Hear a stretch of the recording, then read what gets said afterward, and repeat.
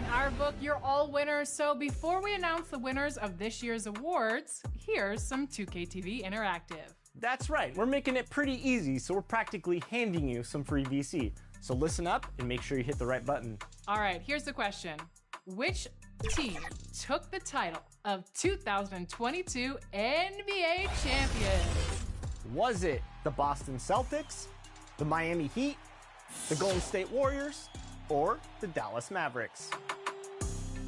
If you don't get this question right, I don't know what to tell you. This one's pretty easy because they've won 4 titles. 2K Sports welcomes you to the following presentation of the WNBA.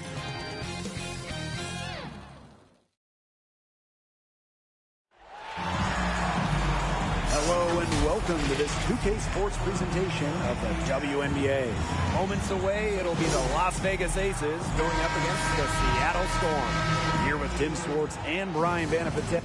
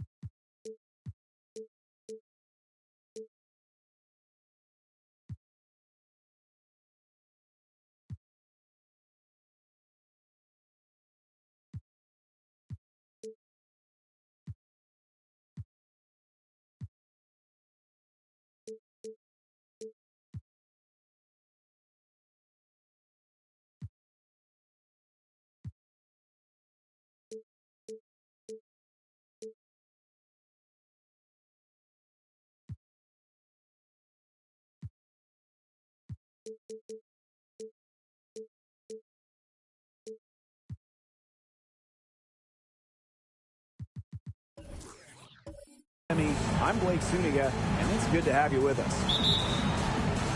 Well, we've seen the rise of the 3-and-D player, someone who can shoot and defend. Who do you think is the top player who fits this bill? Actually, this might be an easy one for me. Alicia Clark. In 2019 and 2020, Clark was an all-defensive team member, but she also led the league in three-point shooting. Clark was over 50% in the wobble. Just unreal. I'll throw another name out there, though, guys. How about Ariel Atkins? She's been over 40% from deep for a season, plus is a perennial all-defensive team member. Now here's Bird. Pass to Fouls. Shot clock at 6. Basket counts. Never one to shy away from contact. What concentration from fouls to get the bucket. Here's DeRossi. Back to Canada. High arcing shot. And Sylvia Fouls with the swat. Seattle with the ball. Bonner left side.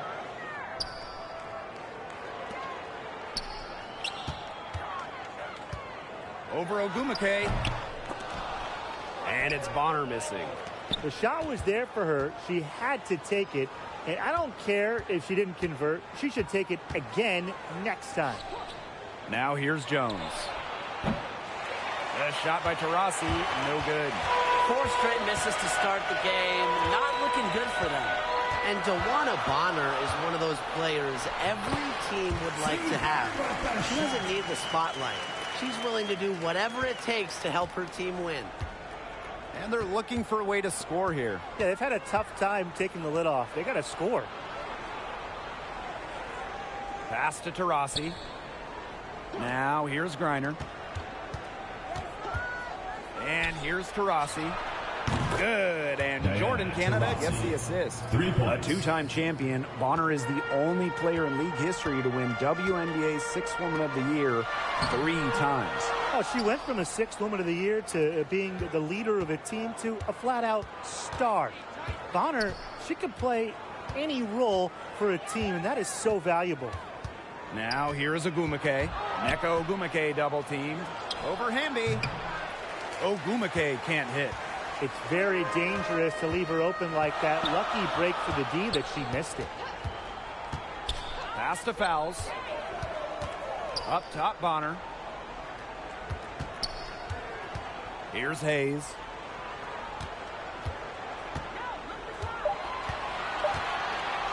From past the 2 arc, minutes remaining in the first. tipped away. And out of bounds, the Aces will take it. And the Storm making a change Now here. into the lineup for Seattle. Tiara McCowan. Natasha Cloud. Las Vegas trailing. Outside Canada. Pass to Ogumake. Reiner covered by Fowles. And there's the foul. It'll go on Tiffany Hayes. That is her first foul of the game. Yeah, she had an established position. And that's the call you want the refs to make in that situation. If there's any doubt at all, it should be a block. I agree. Give the offense the benefit of the doubt. Hamby outside. First quarter of play and just over 3.5 minutes in. Makes it off the glass.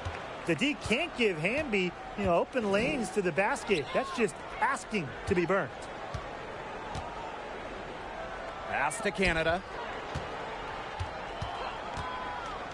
Inside, Jones. Reiner. Fowles with the rebound. Cloud inside. Now McCowan. She's covered by Ogumake. Cloud with it. Fowles down low. Reiner's there. Fowles can't get it to go.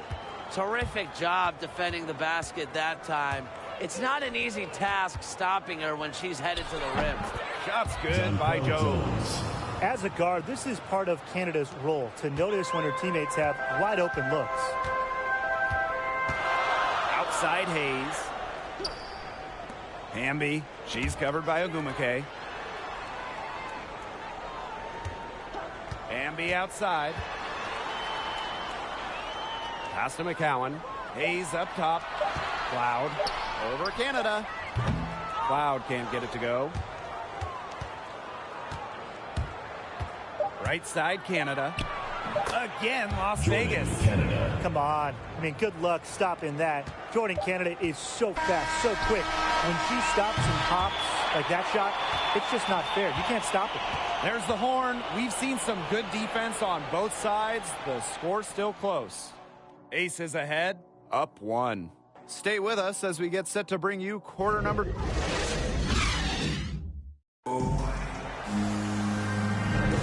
And it's been a tight one here as the second quarter getting going. And guys, what's your take on the Aces so far? They've made the most of their fast break chances here in the early going. Yeah, tie your shoelaces because they can run, and they've done a good job filling the lanes in transition. And the ball is tied up, so we'll have a jump ball. Jump ball called. And here are the Storm now. Pass to Fowles. Loud inside. Just 4 to shoot. And that comes off the assist by Sylvia Fowles. The definition of unflappable. Natasha Cloud gets hit on the shot, but she maintains her focus. You just have to love her demeanor on that. Now here's Jones. banked in off the glass. Hard to get that shot off with the size difference there. That makes it a tough individual matchup for her, especially down low in the post. That's a big challenge she's taken on. Going in there with the bigs, great job. Back to fouls.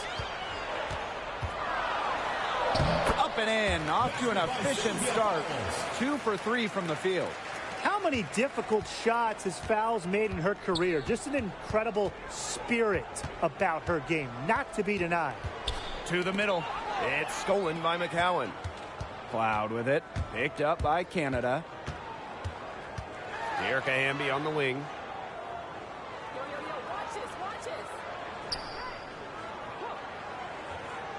Pass to McCowan. Up top, Cloud. Shot clock at 5.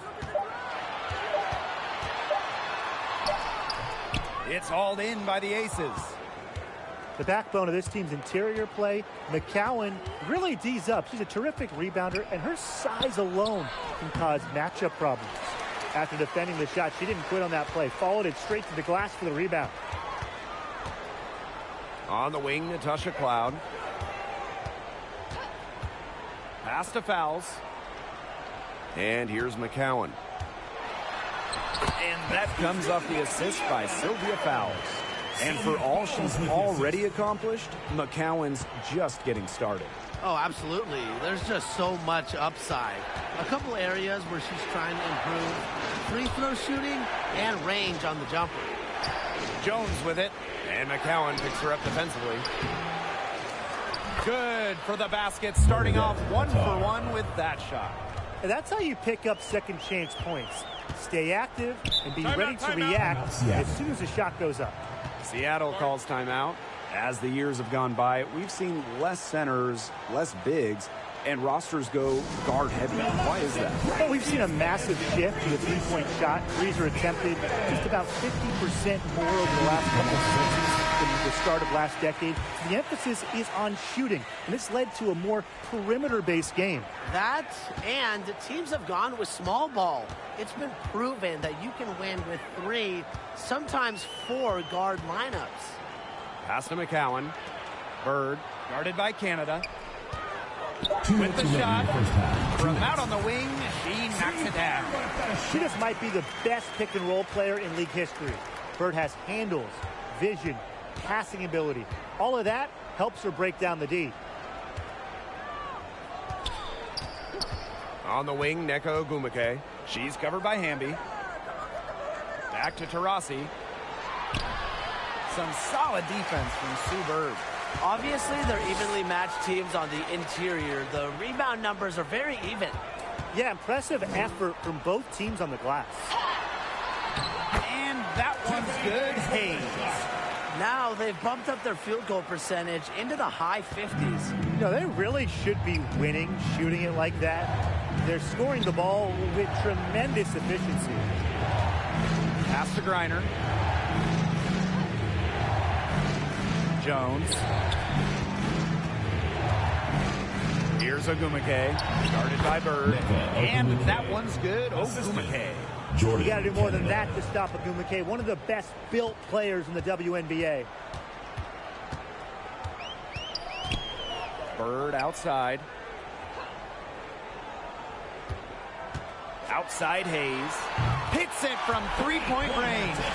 Well, the lead should be safe. I mean, if they just keep shooting like this. Yeah, they're on fire and really looking to pad that lead.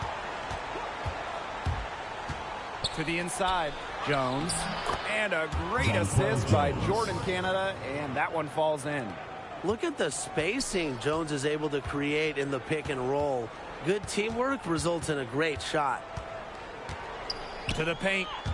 And stolen by Brittany Griner. Fast break, Las Vegas. Ogumike with the ball. Hamby on her. It's snatched up. That one falls. Well, Jones has a talent for owning the boards. Here she keeps the play alive and finishes it strong. Bonner left side. Shoots over Jones. She knocks it down, but wait a minute. The officials are getting together, and they may want to review this one. And we are not going to halftime just yet. Officials signaling they're going to review the tape. Yeah, and I'll be pretty honest. It looks pretty clear-cut on the instant replay. The ball was out of her hands in time. I think they'll confirm this one pretty quickly. Well, I can't see how they'd come to any other conclusion. I mean, we have a great look at it on the replay. The clock is still ticking when it left her fingertips.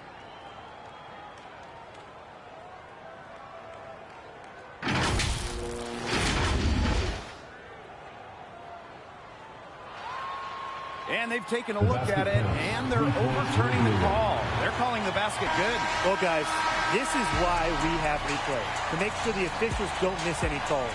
Good job to take the second look at it. It would have really been a shame if they'd been cheated out of those points. And so it's a close game as we wrap up the first half of play. It's the Storm leading by 4.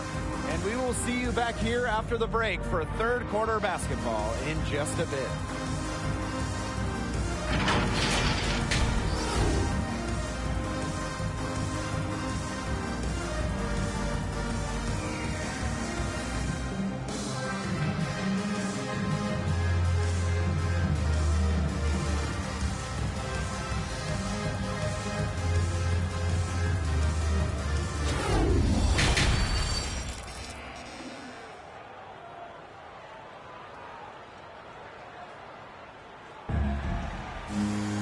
The third quarter now beginning. Both sides looking to pull away in the last half of the game.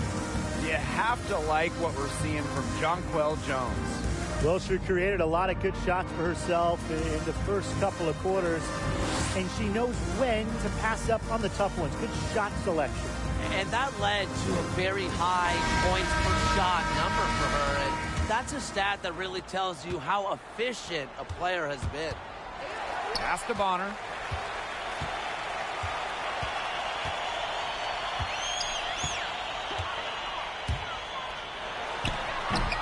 And no good. The Aces go the other way with it. Jones right side. Shoots over Bird. Jones, no good. Seattle in the lead. Well, you have to love the way Jones uses her size. Standing 6'6", it's hard to move her when she gets close to the rim. One of the best at establishing position early and cashing in on the boards.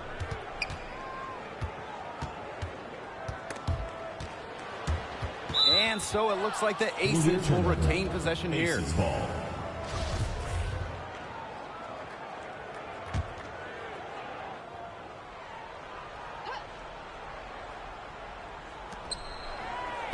Canada up top. Pass to Jones. Clock at 4. The 3 ball. Drops in the tray.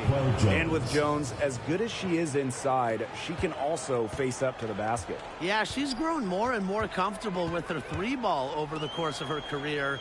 She's really worked on her shot to make it a part of her arsenal. And she's just always finding ways to improve her game. There was just enough defensive pressure to get her off balance. Canada with the bucket. Well, this is how you execute on the break. Canada just outworking everybody and being rewarded for it. Just over 1.5 minutes have passed in the third quarter. That shot wide open. They get one to drop. 1 of 4 here in the third. Las Vegas trailing. And the Aces call time here. The league offices, players, and owners have been at the forefront of social justice initiatives. And really, the WNBA has led the way amongst American sports leagues. Prior to the 2020 season, the league announced the formation of a Social Justice Council, led by players including former MVPs Asia Wilson and Breanna Stewart. It was a partnership between the WNBA and its players to find solutions. The mission of the Social Justice Council, be a driving force of necessary and continuing conversations about race, LGBTQ plus advocacy, and gun control, amongst other important societal issues. And we all from 2K tip our hat to the league and its players for working to enact positive change. Down low. Shot's good by Fowler. That's the unselfishness coaches love to see. If defenses lock in on Bonner, she's more than happy to distribute. Outside Canada. Pass to Griner. Shoots over fouls. And that one goes long. Outside Hayes. Bird. Back to Hayes. Bird outside. And Sue Bird gets double teamed. 2 minutes remaining in the third. Fouls down low. Guarded by Canada. Shots good by foul. Yeah, she's played an important role in her offense today. And really, without her, they might not have the lead right now. Jones outside. Pass to Ogumake. Back to Jones. The Aces with another miss. You don't want to give up that kind of look often. They're very lucky they didn't get burned. Bird outside. Outside Hayes.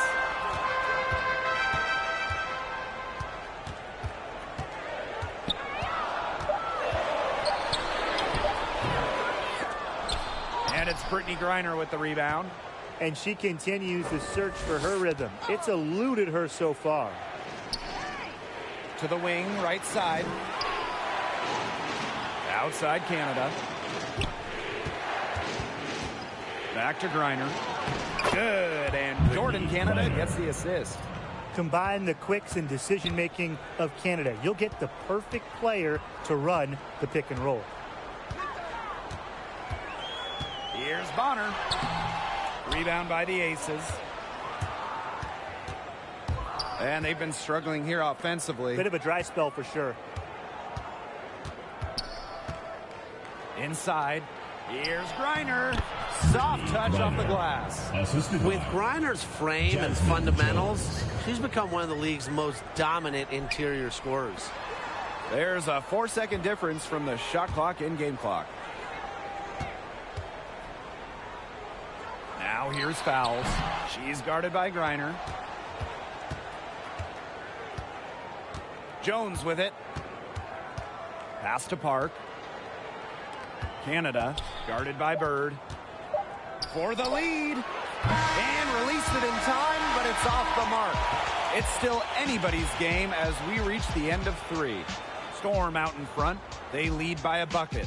Don't go anywhere. The final quarter is coming up next on 2K Sports.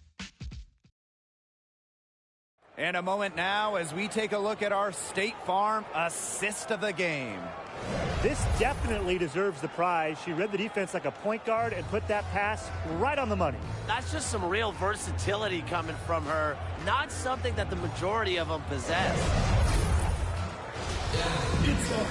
Thanks for joining us again as we get set for the fourth quarter. A terrific game so far. Outside Canada.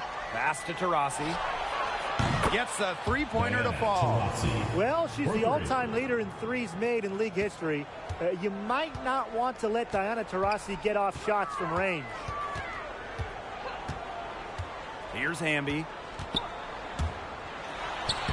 That drops, and it comes off an assist from Tiffany Hayes. This is a great battle these teams are waging today. It really is, and I'm getting the sense that this game could end up being decided by just 1 or 2 plays down the stretch, so buckle up.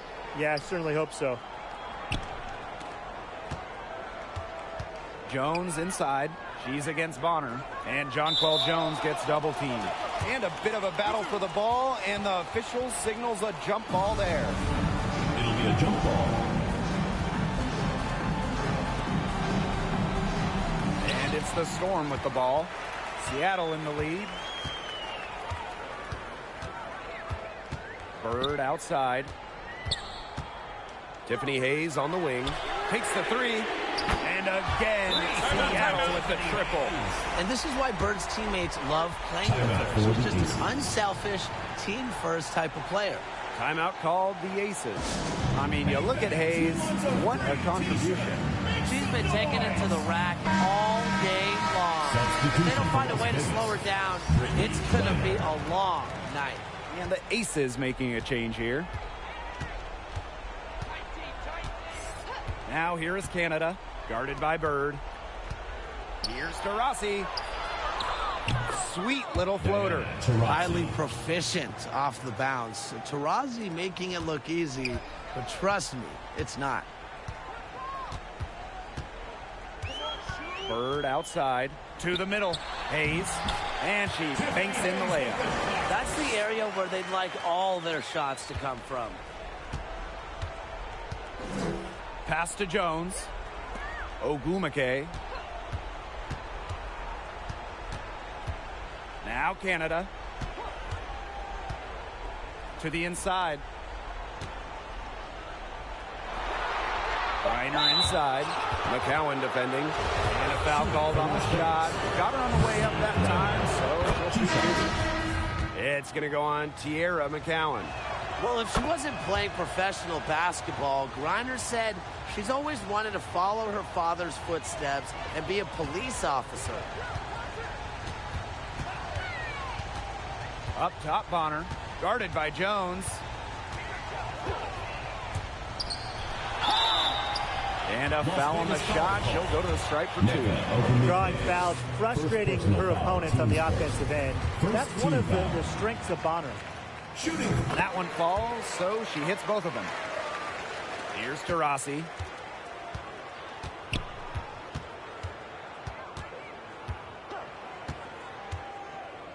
We're in the fourth quarter here, just under 2.5 minutes gone.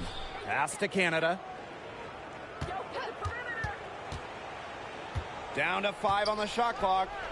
Reiner. And a great assist by Jordan Canada, and that one falls in. With so much big game experience, Griner knows exactly what to do in critical game situations. Bonner inside. Ogumake's there. Can't get the reverse layup to fall. To the paint. 2 minutes remaining Jones. in the game. 2 minutes. The game now all tied. Not all players have a sense of the moment like Jones. Part of why she's won so much in this league. Bonner outside. Pass to Hamby. A good finish at the rack off the slick feed. The moment not scaring Hamby, a leader. She takes pleasure in hitting the big shots. To the inside. That's good by Jones. The deeper we get into this game, the more offense we're seeing. Yeah, both of these teams are firing on all cylinders right now. I love it. Bonner outside. Unloads from 13 feet. No good off the back of the rim. Here's Las Vegas. To the middle. Jones. Oh, they take the lead. That's the concentration you need to succeed in clutch moments. Jones stays locked in down the stretch. Bonner with it. And it's Jones picking her up.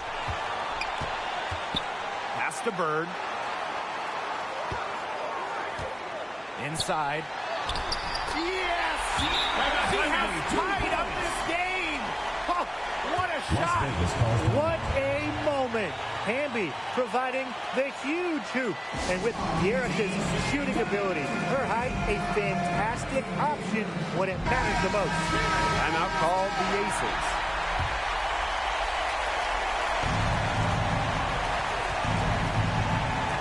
Rossi outside. Stolen by Bonner. Out to the right wing. Back to Hayes. Shoots over to Rossi.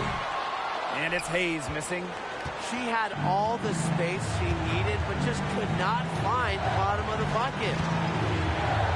Back to Jones. Rejected by Dewana Bonner. Great rejection. Bonner's been top 10 in the league in blocks a few times. She can really time her swats. Seattle calls timeout.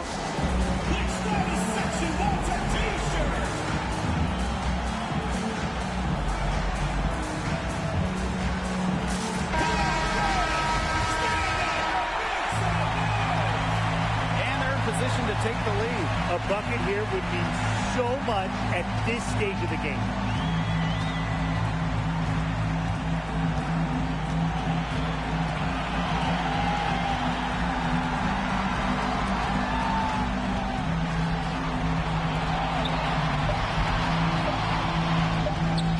high post.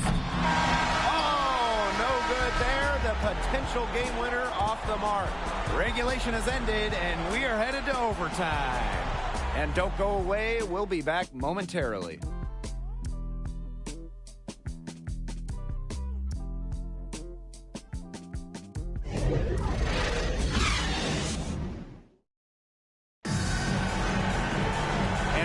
Great competition we are seeing tonight. After 4 quarters, a stalemate.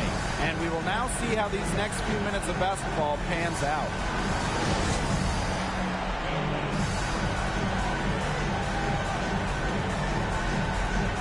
And so off the tip, it's Seattle.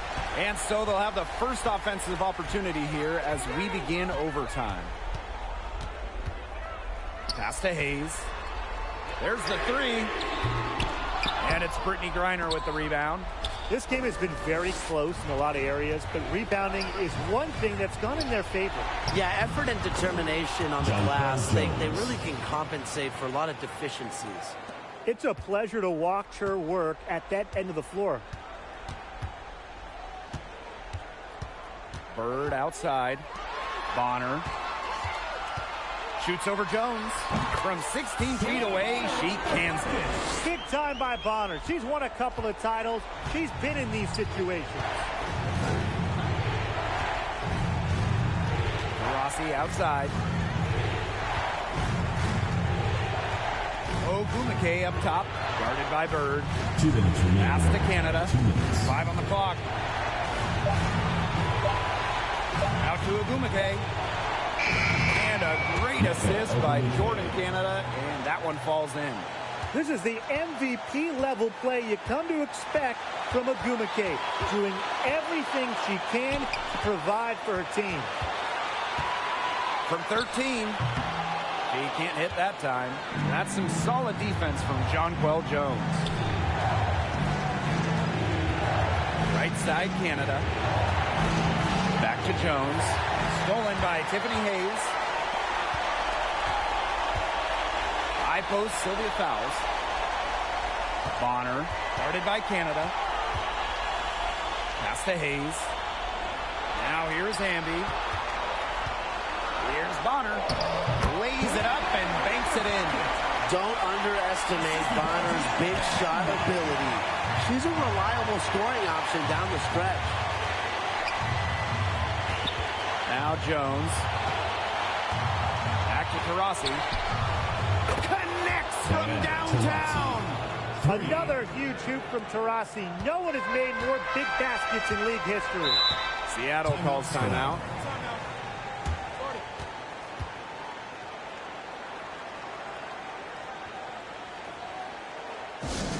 It's T-shirt bonanza. Make some noise.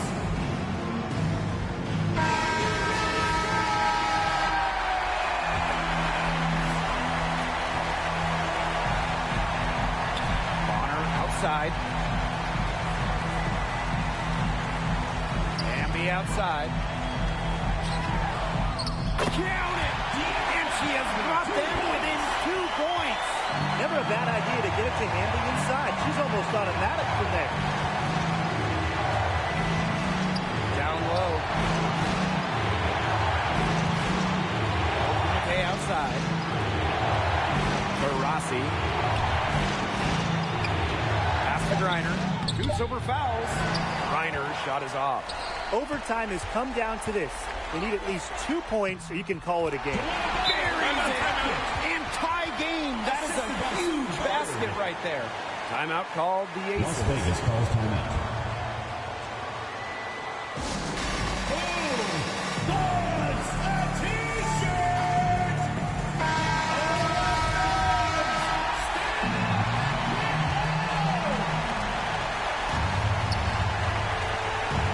To Jones.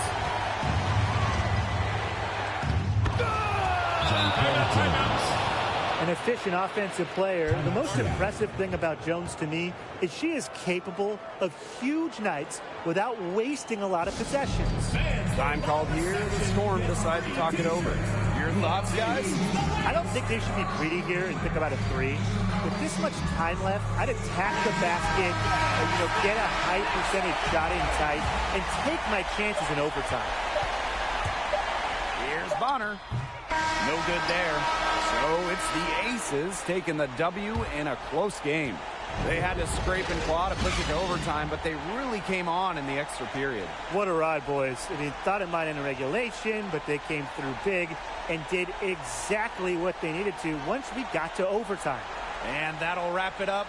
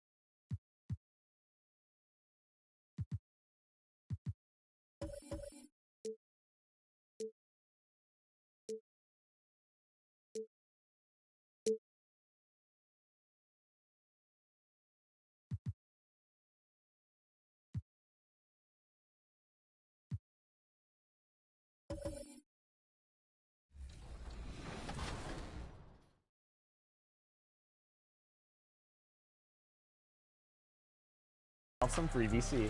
Congratulations to the Warriors, and as a congratulations to all of our 2K TV Awards champions, here's what they'll be receiving.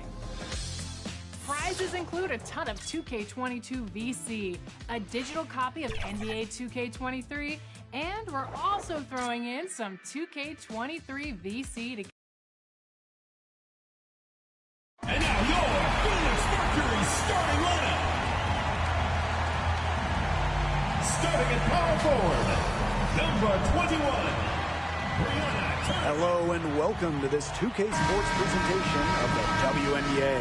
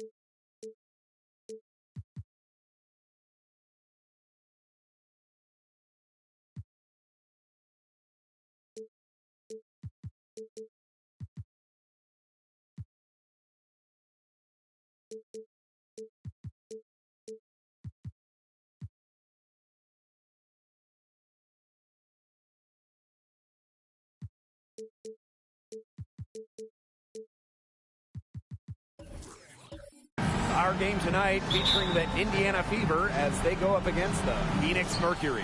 Here with Tim Swartz and Brian Banafitemi, I'm Blake Suniga, and it's good to have you with us. Well, we all want to see expansion in the league, And so when we do, what cities do you think are prime candidates? I'm a Bay Area guy, so I have to mention San Francisco or Oakland. The Warriors have a great fan base. They love women's hoops in this area, and you've got a couple fantastic arenas. Zero arguments for me about getting a team to the Bay. But I'm going north of the border. I'm going with Toronto, a team that the entire country of Canada can get behind.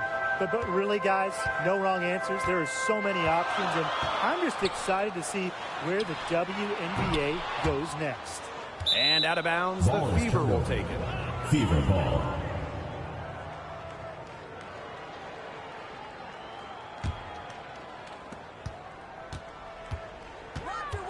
About a minute into this first quarter. To the inside. Mercury with the rebound. Terrific job defending the basket that time. It's not an easy task stopping her when she's headed to the rim. The basket by Parker. Yeah, Parker's reach and stride make her driving ability so dangerous. Gets easily past the defense. It's always great to see Candace Parker in action. I mean, one of the most versatile players in the history of the sport. The shot's good. The second she got around the pick and shook her man, it was straight to the bucket for the easy deuce. Very well done. Now here's Ionescu. Pass to Turner. Up top, Quigley. 6 on the shot clock. To the middle. Got a piece of it. Parker uses the glass to finish the layup. Well, you talk about Parker's versatility. She impacts the game in just about every way possible. Rebounding, scoring, defense, you name it. And one of the most intelligent players you'll find. There is nothing on the court that she can't do. Here's Banham. Outside, Diggins-Smith. The teardrop falls in. Mechanically sound, even on unconventional shots. And Diggins-Smith does a pretty good job of playing to her strengths. Now here's Ionescu. Here's Quigley. It's good, and she makes her first shot of the game. So it's Indiana now. Here's Diggins-Smith. Stewart up top. The 11-footer. Atkins grabs the board. 2 minutes remaining in the first. 2 minutes. Pass to Parker. Ionescu outside. Clock at 6. Here's Quigley. And no good. Had a chance to take the lead. Now here's Diggins-Smith, guarded by Quigley. Yeah, remember that. And that's not an opportunity she fails to convert very often. The drive by Ionescu. Laid in with a nice touch off the glass. A capable distributor, Atkins is able to see the big picture within the game. Now here's Diggins-Smith, defended by Atkins. And here's Banham. Looking for her first basket still in this one. Stewart. Skylar Diggins-Smith outside. It's hauled in by Allie Quigley. Yeah, her touch has deserted her this quarter. Nowhere to be found. Yep, count it. Yeah, and you know, assists aren't particularly Quigley's bread and butter, but she shows great poise in finding the wide open shooter. Now here's Diggins-Smith. Here's Banham. Again, the miss by the Fever. Phoenix leading. Parker inside. Misama uncovering. Parker's shot is off. It's 2 seconds separating the shot clock and the game clock. McBride outside.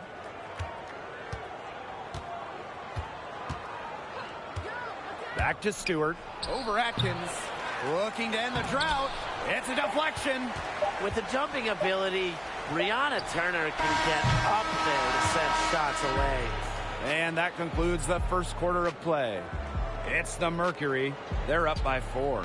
And we'll get the second quarter underway on the other side of this break.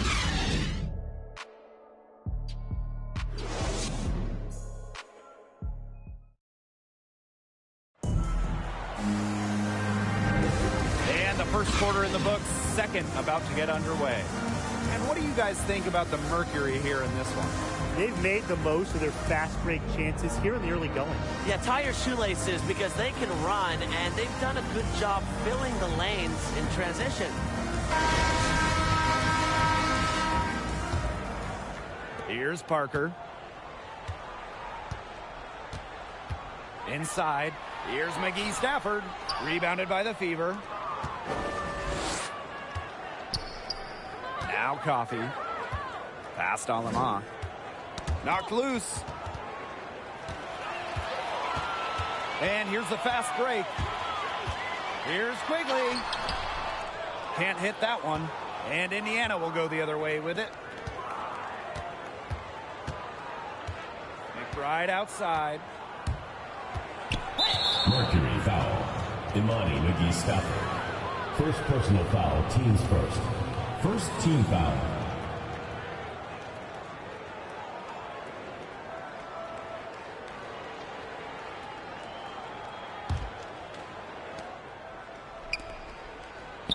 McBride outside.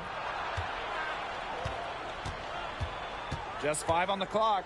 Pass to Coffee. And here is Alemán. There's the 3. With top-notch lateral quickness, January has become a disruptive defender. Chalk up 2 right there. January. The assist from Candace Parker. The Fever trailing. You just have to appreciate Candace Parker's athleticism. The effort level she plays at is remarkable, and you see it on both ends of the floor. Here's Alemán. She hasn't scored yet. That, I'm sure, will change. January with it. Nurse outside. Pass to January. Here's McGee Stafford. 5 to shoot. Fades back. And the shot goes in. And what I like most about Parker's physical abilities is how she uses them to make big statement plays. Yeah, I mean, we have seen Candace dunk. Only the second ever player to do it in the WNBA game. She is just a unique, physical, incredible talent. Now here's McBride. Alemán, covered by January, gets a three-pointer to fall. And they may be leaning a little too heavily in the three-pointer when there are better looks to be had inside. Well, look, it's one thing when they're falling, but when you go cold in particular, you've got to get in there and mix it up. And get some better looks. Please, come on. Here's McGee Stafford. Another shot, and it's good on the layup. And her hard work on the boards gave them another crack at the points there. Timeout called the Fever. Well, I know the three of us think this is the best league in the world. So I have to ask, who's the best player in the league? I can only pick one? Okay, let's think. I'm going to have to go with 2020 MVP A'ja Wilson. In a small ball era, Wilson doesn't even take threes. She owns the paint, is a double-double machine, and even led the league in blocks. I'll give you that. Wilson, a great pick. But I'm going with Brianna Stewart, an MVP in this league, a couple finals MVPs as well. Just a 6'4" scoring machine. She can shoot it as good as anyone. I mean, watching her play, you have no idea how anybody can slow her down. An elite shooter with all-star caliber stats. McBride is nothing short of a treat to watch. Now here's Nurse. Still getting warmed up offensively. No buckets yet in the game for her. Hands it from downtown. She found the perfect spot behind the arc there. A big gap in the D. Here's Alemán, covered by January.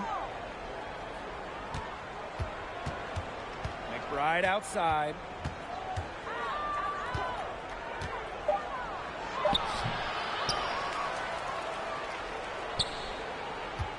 The second chance effort.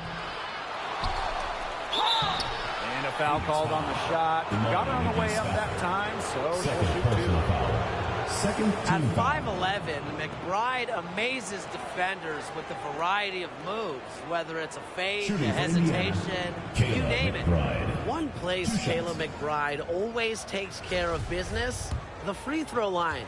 She consistently sinks her foul shots, making the competition pay for every trip to the charity stripe. First free throw is good. Averaging around 90% from the foul line has always kept Kayla McBride among the top WNBA players in that stat. If not at the top. She's ended seasons with a free throw percentage well over the 90% mark. I mean, she certainly is one of the best we've ever seen at the stripe. Here's Turner. No scoring yet from her, but that's likely to change. And she gets the bucket. They continue to get it inside. The defense struggling to just contain them. And look, when you make 5 in a row from in tight like they have, it also just takes pressure off of your perimeter guys. Great point. Now here is Stewart over Parker. And it's Stewart missing. From deep, Ariel Atkins.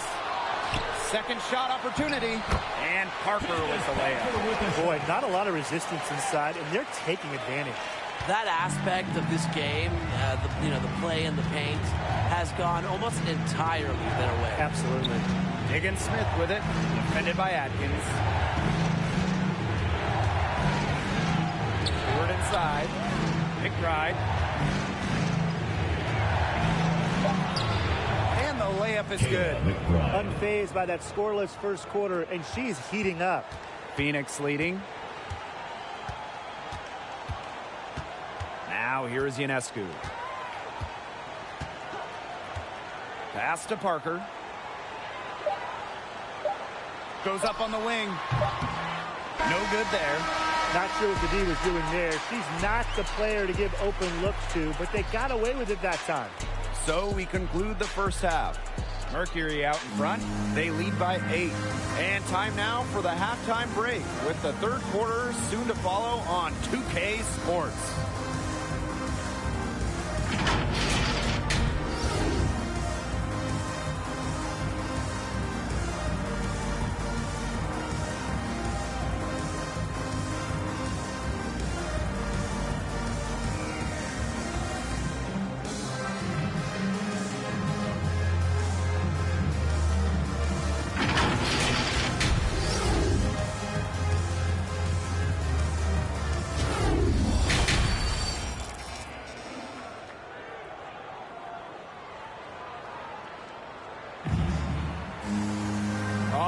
The second half beginning in a moment.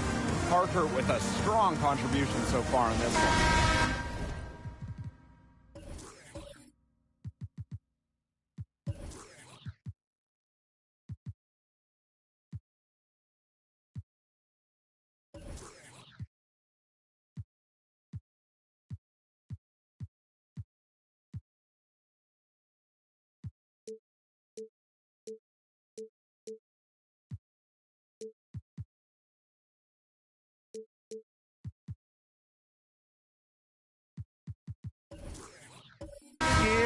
Dominance in the post by her so far, just tearing them to shreds when she gets the ball inside. And getting it to her is the only hard part, because once she's got the rock, she's automatic. Quigley's shot is off, so it's Indiana now. 8-point game. Here's Diggins Smith. Excellent D there from Ariel Atkins. Now here's Quigley. She's covered closely. She can't get that one. And here is Diggins Smith. From past the arc. It's rebounded by Quigley. Another miss. She's having an ugly game offensively. Parker's shot is off. They start the second half with 3 straight misses. Banham. But they recover it. Again, the miss by the Fever. Ionescu outside. That shot off the mark. Skylar Diggins Smith with a defensive effort. A donut. A 0 so far to start the second half. 4 straight misses. Pass to Stewart. Back to Diggins Smith. Lays it up and in off the nice reverse. They get one to drop. 1 of 4 here in the third. And so here's Phoenix. They've led by as much as 10. And Skylar Diggins Smith, I mean, obviously, she's someone who passes the eye test. Her numbers also, they back them up. She's so impressive. And you know what? That doesn't even begin to tell the whole story with her. 5 shots without a make, a ragged start coming out of halftime. And they could use a big shot here to get this offense going. Yeah, too many empty possessions. I mean, it's simple. They need points. It's clear Diggins Smith has confidence in herself, especially when we see her converted inside. And so much of the impact of Diggins Smith goes beyond the stat sheet. Yeah, she's got a great sense of how to create for herself and others. She's been a leader her whole career and always shows up when you need her most. Now here is Stewart.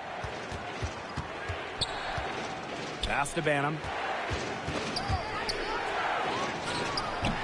It's rebounded by Phoenix. Here's the break. Atkins with it. And Diggins Smith picks her up defensively. Ionescu outside. Now here's Quigley. From down in the low post, it goes.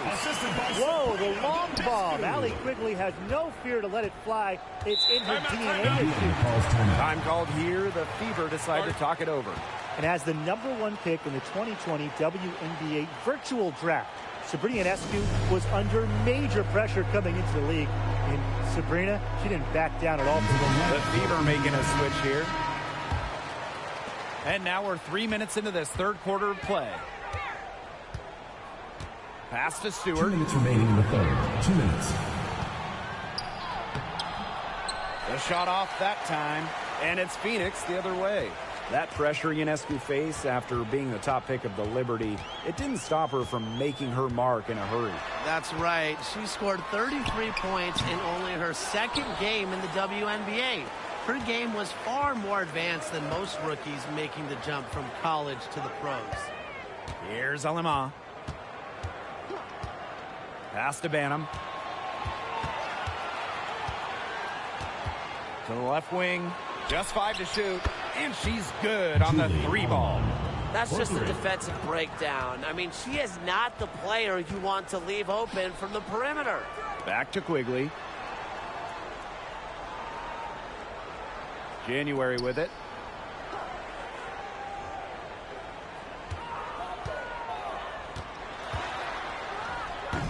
And she didn't get quite enough under that one.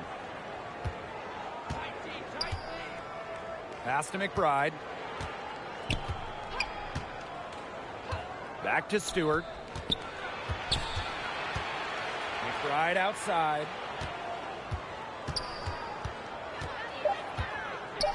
Over to the left wing. Alima, shot is off. January outside. Pass to Turner. Down low. Quigley. Nisaman pulls it in. If only she can improve on what's been a shaky day for her, they could really stretch this lead out, don't you think? Here's Stewart. Here's McBride. Oh, no good on the buzzer beater. 3 quarters of play and a close game here. Mercury out in front, up 3. And we're coming back in just a moment. Get ready for the 4th quarter of action when we return.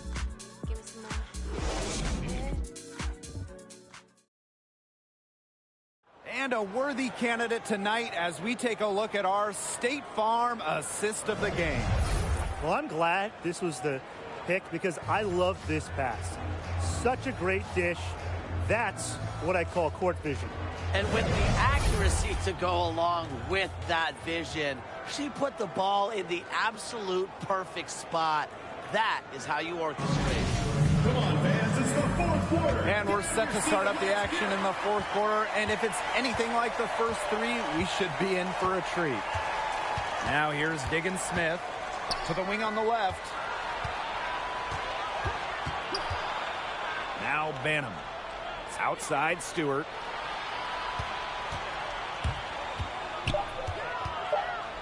Pass to Banham to tie it up. Mercury with the rebound. They've led by as much as 10. Right side, Quigley. Ionescu outside. Back to Quigley.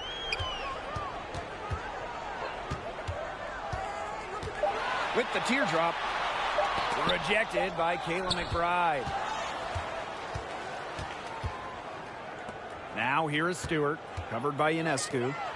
And here's Kayla McBride from the arc. Bangs home the trifecta. And it's all knotted up. A shooter who doesn't really need much space to be effective. McBride has a quick and accurate release. Now here is Atkins. Outside Quigley. To the paint. Well-timed pass, and it goes straight to the bucket for the layup. Backed by her solid footwork, Turner knows a thing or two about scoring inside. Time called here. The Fever decide to talk it over. Yeah, the coaches, seeing a lot of their shots miss the mark, and figured it'd be a good time to draw something up, maybe get an easy look. Yeah, all my coaches always had one go-to play that you just keep in your back pocket, and that's probably the one that the coach is drawing up here, trying to get their team an easy bucket out of this break. Here's Banham. Outside Stewart.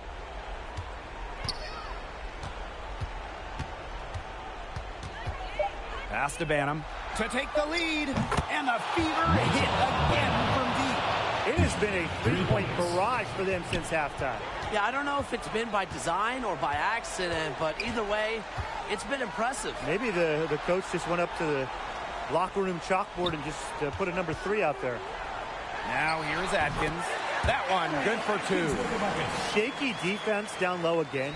It's just been a mismatch in the paint. I'm sure they didn't go into this one expecting to get battered like this inside. Here's Banham. Stewart. Parker defending. Stewart with the bucket. A true threat inside and outside. Stewart's height and touch, they allow her to be effective down low. Timeout called for Mercury. Yeah, coach wants to get everybody on the same page out there and maybe change up some things as well. Yeah, that's probably a good timeout. You might as well talk things through. And kind of change that game plan as well.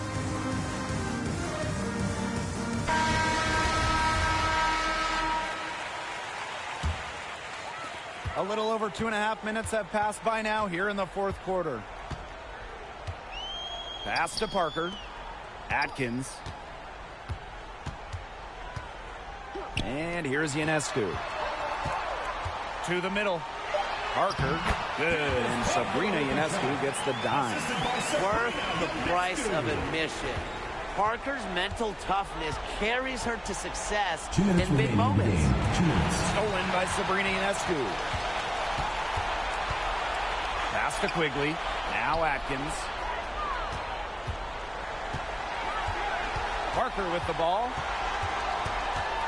Over Stewart. Lands soft on the front of the rim and drops. That's a phenomenal example of confidence in your shot. Now, it's Parker's belief in herself that allows her to routinely punish defenses. Now here's Stewart. Can't connect from 14 feet out. Over 3.5 minutes through the final quarter now. And Candace Parker gets double teamed. Really left alone that time.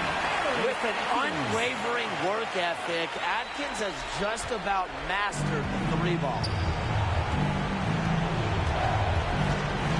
Now here's Higgins Smith. Pass to Stewart.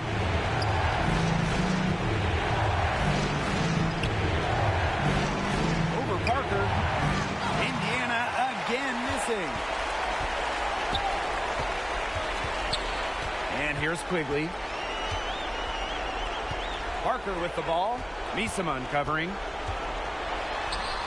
And the basket by Parker.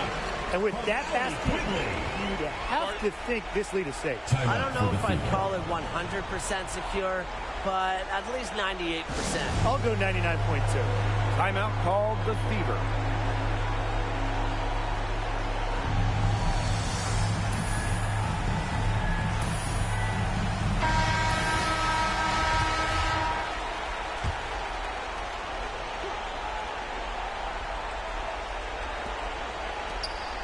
Banham. And just miss after miss right now. Outside, Atkins. To the inside. Emma Miesemann with the steal. Well, their comeback hopes are out the window. I think it's safe to say. Yeah, out the window, and the window has been closed. It's a done deal at this point. Let's get home. I love Miesemann's courage and confidence to not just take, but make the clutch shot. And so they foul intentionally. Personal foul, teams first. First team foul. And she commits the intentional foul. Rachel Bannon. Second personal foul. Second team foul. Shooting for Phoenix, Allie Quigley. Taking 2 shots.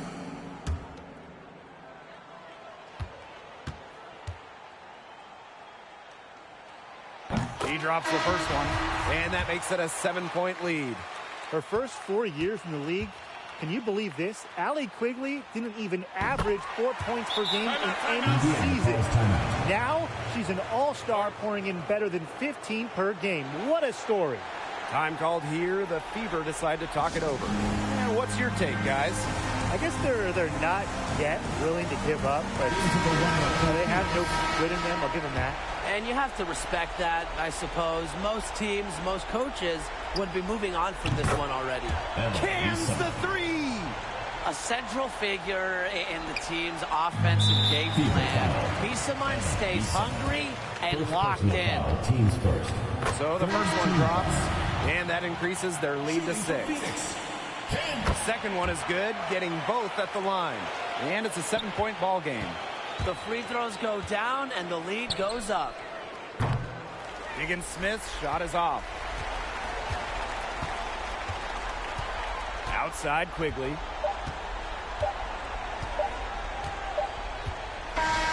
And so it's Phoenix with the W. Probably a little closer than they would have liked, but it's a win nonetheless. And I think the fans gave them an emotional boost they really needed down the stretch. This crowd was with them all the way. And that'll wrap it up.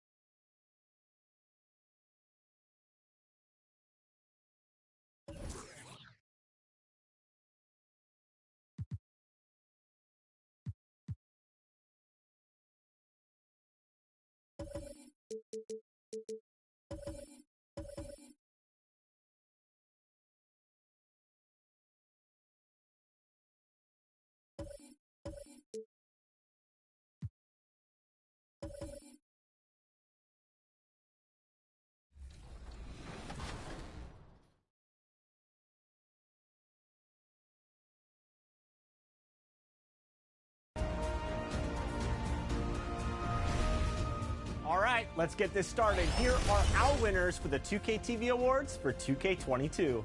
Starting aboard the Concha Del Mar, you braved the wild seas and steered your My Player through over 50.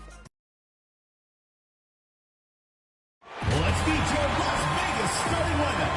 At point guard, number 21. Hey folks, welcome into some WNBA action on 2K Sports. Our game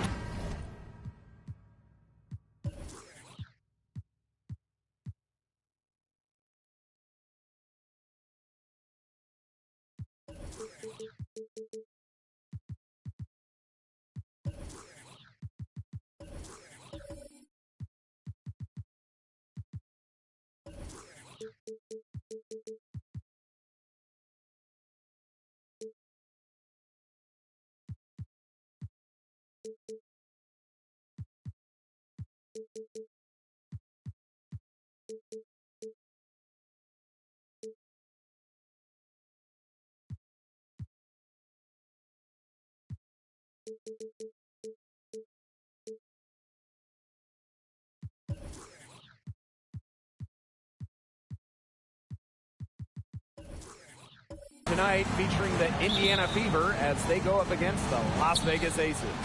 This is Blake Suniga alongside Tim Swartz and Brian Benefitemi, and we're excited for some 2K hoops. All right, let's give some love to players that might get overlooked. Who's the best role player? She might not score a ton, but Brianna Turner does everything else. Turner racks up rebounds, she's an all-defensive team member, and she's just a flat-out winner. I think of role players are those who might not put up huge scoring totals, but have a huge impact on games. So Alicia Clark is my pick. She's been a key on multiple title teams, a defensive ace, the type of player every coach wants on their squad. Now here's McBride. Pass to Stewart. Now Banham. To the left wing. Now McBride. And the Fever hit again from deep. A shooter who doesn't really need much space to be effective, McBride has a quick and accurate release. And here's Taurasi.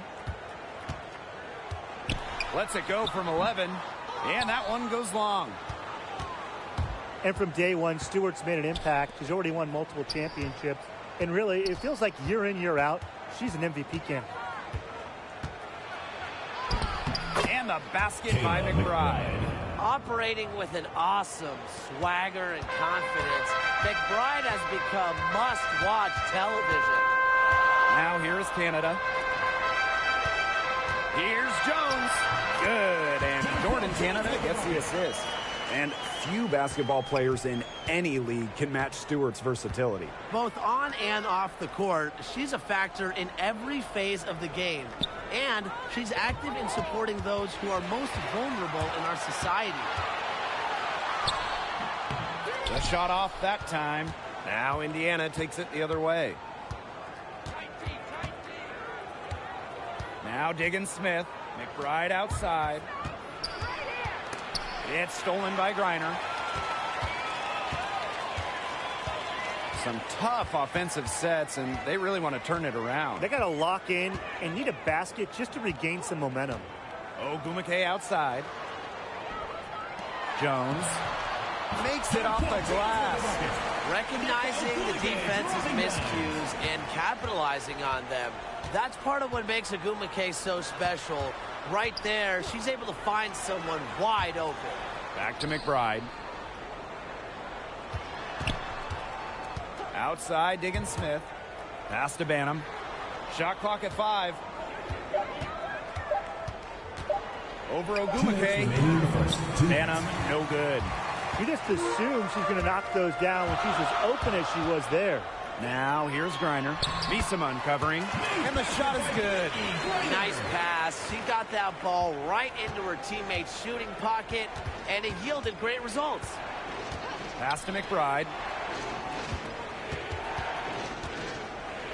First quarter of action and just under 3.5 minutes played.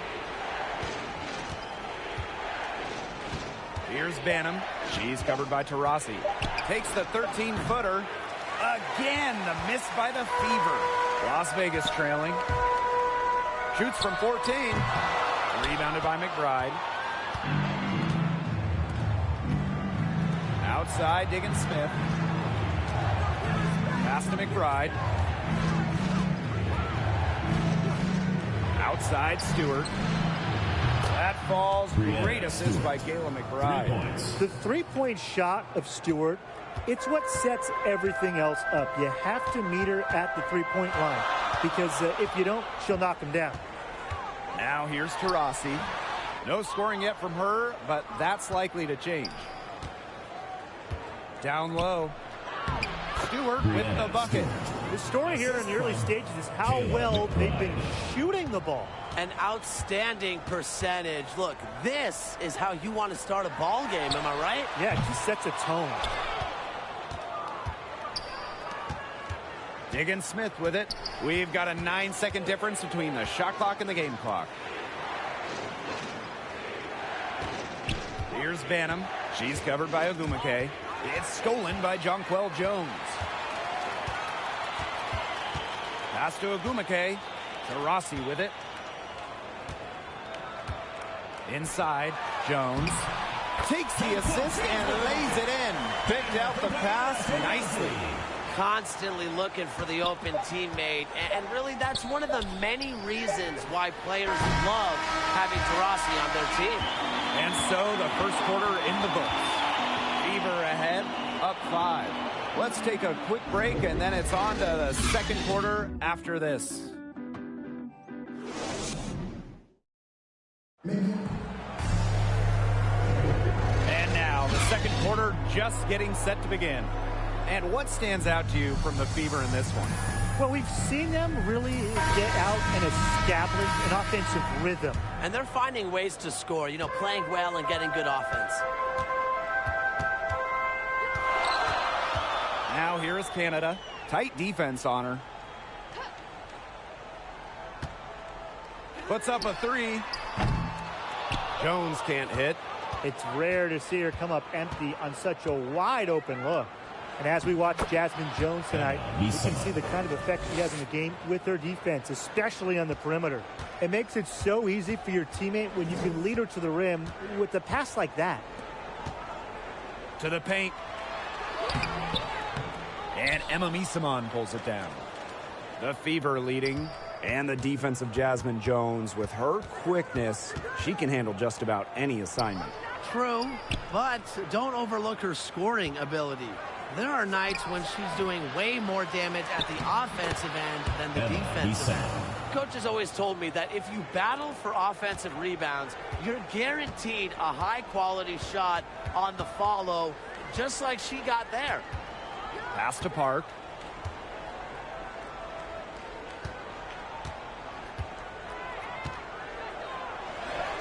And good. Got the friendly bounce off the right side of the rim.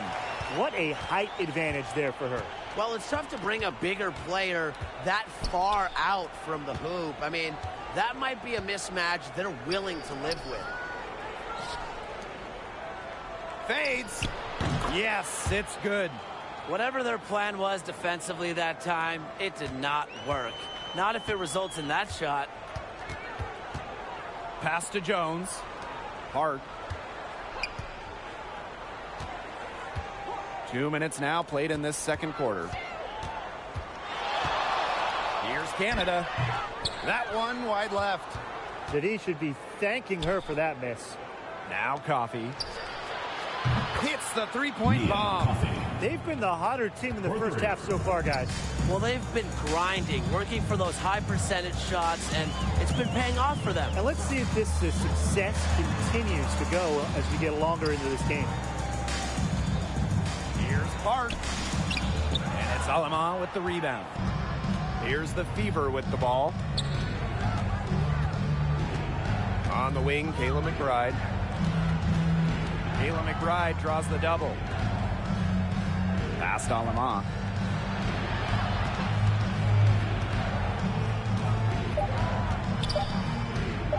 Launches it. Rebound by the Aces. 3 minutes of action thus far in the second quarter. 2 minutes remaining in the first half. Park. 2 minutes. With a couple seasons under their belts, how special is that 2020 draft class looking? Well, it was so deep. Second round pick Crystal Dangerfield was Rookie of the Year, the latest pick ever to take home the honor.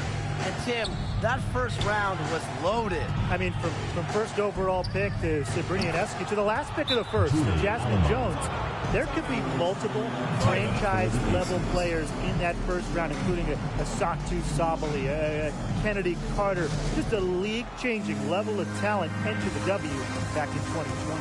Now a timeout called by Las Vegas. And I think the coach is watching a lot of shots they normally make rimming out, and it has to be frustrating. Maybe see if they can create some scoring opportunities at the free throw line. That may be the answer for them, but, you know, ultimately, I expect them to shoot their way out of this slump.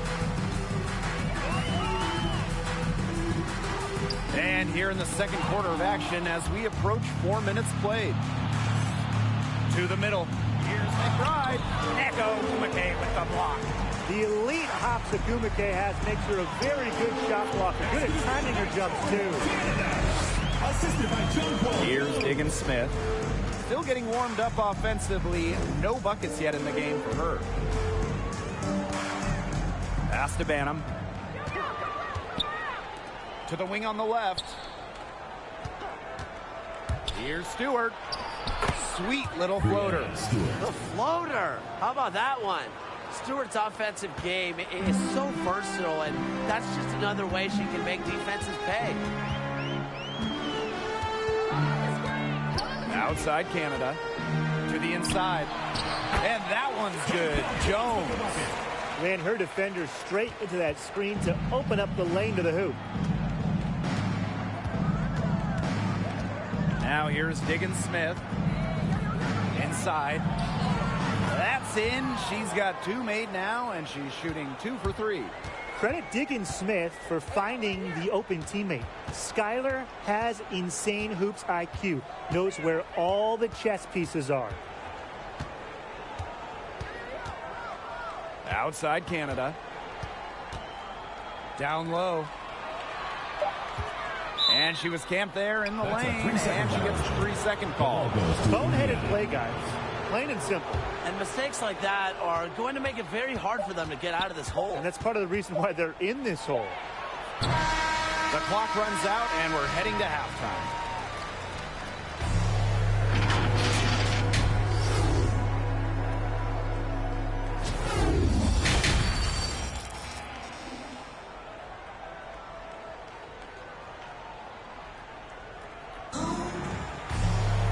Well, it's been a one-sided affair through the first 2 quarters, but there is plenty of time to mount a comeback. You have to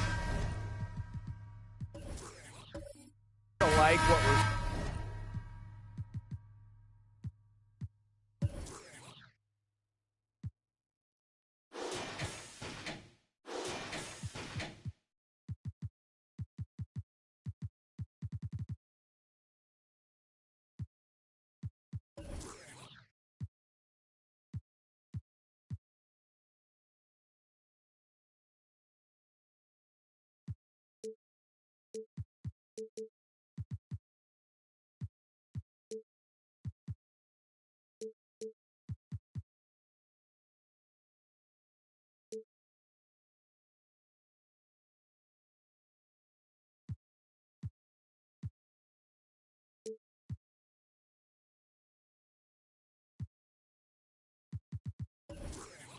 From Jonquel Jones. She broke out her entire arsenal of post moves in the first half, and every one of them was working. Yeah, and I'm going to call her the magician because I think she might have even a few more tricks up her sleeve, and I think she's going to break them out as we start heading down the stretch.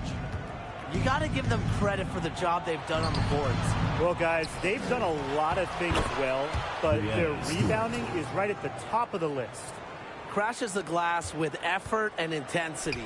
Stewart loves turning boards into buckets. Pass to Griner. Canada. Jones with it. Guarded by Diggins Smith. And Jonquel Jones gets double teamed. Clock at 6. Ooh, no luck on that one. And Indiana will go the other way with it. Yeah, and unfortunately, that's been the result for her over and over. I mean, she just cannot find the bottom of the bucket. Back to McBride. Beyond the arc. And Jones pulls it down. They need a good offensive possession. Yeah, it's been a long time without a bucket. Focus. Back to Taurasi. And stolen by Kayla McBride. Here's Banham. Buries it from three-point range. They're relying on their three-point shooting and getting pretty good results. You're right. 3 of their last 5 makes are from beyond the arc. Taurasi outside. Jacks up a 3. The Fever pull it in. They start the second half with 3 straight misses. One word to describe the great Diana Taurasi is clutch. No matter the stakes, she can deliver. And that's a big part of what's made her such an effective player in this league. Another pass put right into the shooter's pocket for a terrific assist. You know, they've done a lot of that today. And, you know, it's something we haven't seen much at the opposite end of the court. In addition to winning games, Taurasi's clutch performances also won her nickname. Yeah, known as the White Mamba, a name gifted to her by the one and only Kobe Bryant. And, you know, that is so special that Kobe gave that nickname to Diana.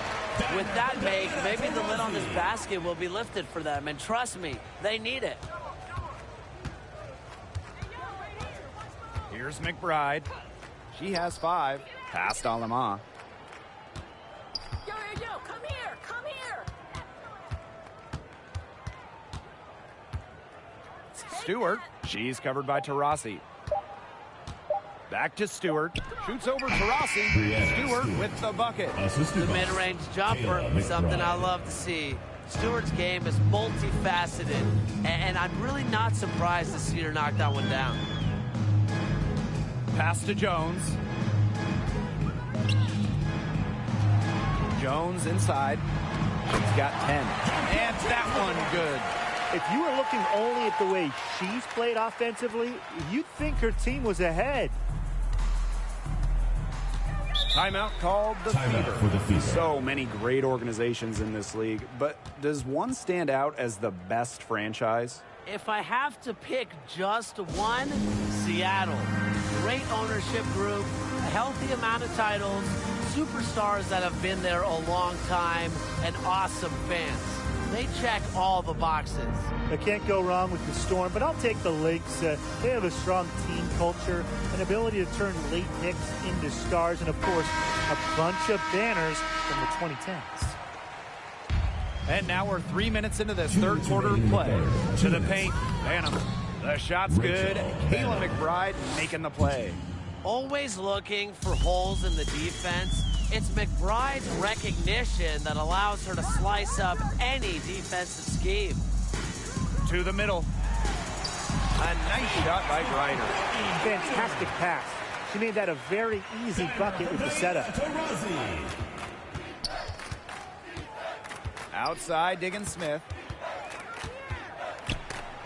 Out of bounds, it'll be Aces ball. Las Vegas Aces ball.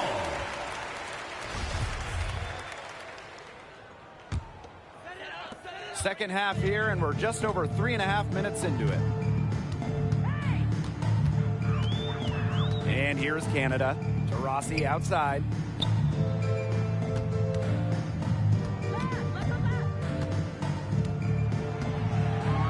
Just 5 to shoot. And the shot is good. Dropping in off the front of the rim. You have to guard all parts of the court against Taurasi. Once she crosses half court, she will score from anywhere. Pass to Banham. Right outside. Now Banham. They double her with Taurasi. For 3, Kayla McBride. Rebounded by Jonquel Jones. The 3. Taurasi's shot is off. 8-second difference between the shot clock and the game clock. And it's Skylar Diggins-Smith penetrating. And the layup's good off the glass. So fluid off the dribble. Once Diggins-Smith sees a driving lane, she looks to take advantage. Taurasi outside.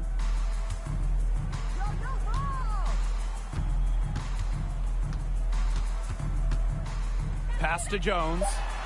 Count it. Good. Yeah, it's almost like Jones knows those shots will go in, and I'm going to put that on her belief in her offensive acumen. And here at the end of the third quarter, it's a double-digit ball game. The Fever on top. They lead by 18. Don't go anywhere. The final quarter is coming up next on 2K Sports.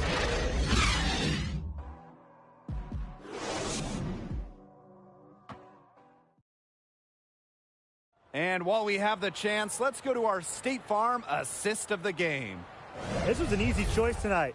Look at the precision on this pass. put it on a platter for her. Yeah, she served her up some tasty room service right there, guys. Sweet dime. Welcome back. Fourth quarter of action starting up in what has been a one-side show. Inside. And so she earns a trip to the line.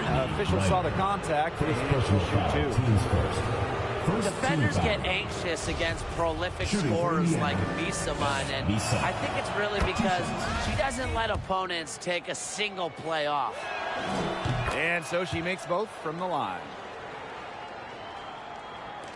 And here are the aces now. Now Canada.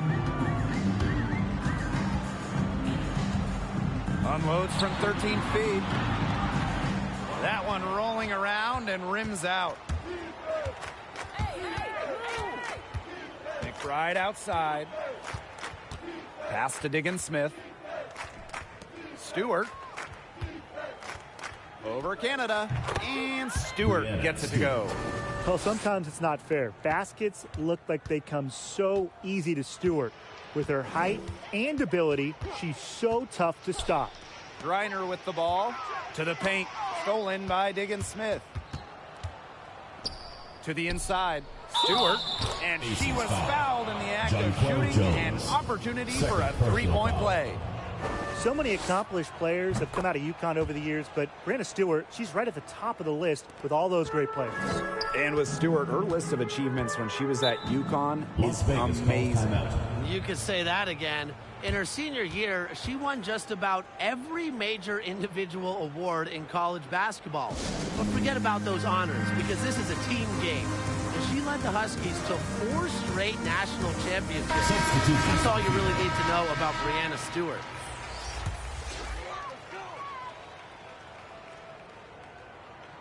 Fourth quarter, still young. Just over a minute played. Shots good by Taurasi. One of the most daring scorers in the league. Taurasi excels at finding ways to score despite tight defense.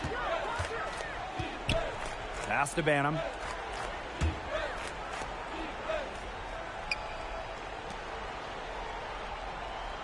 Outside Stewart. Now Coffey. Just 4 to shoot. Here's Alema. Misses off the right iron. And here are the aces now. Now Ogumake. Back to Jones. Taurasi outside. Doesn't go for her. Now Indiana takes it the other way. A nice shot by Park. Game moves along. 2 minutes gone here in the fourth.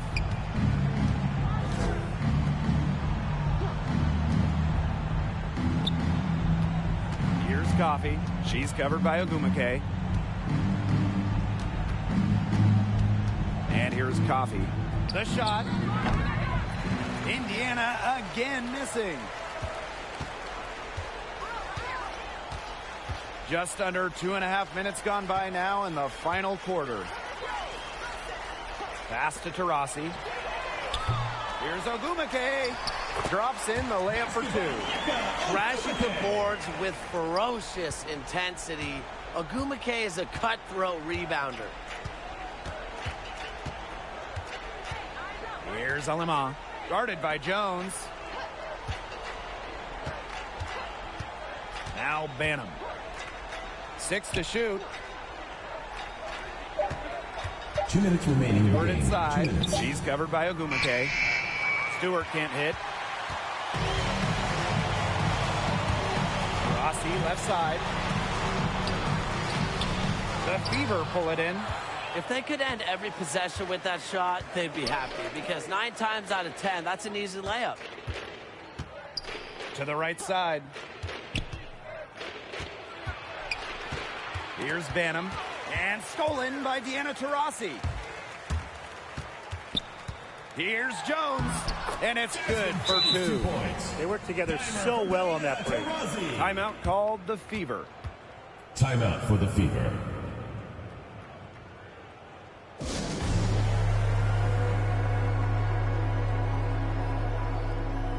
So Both teams changing it up here.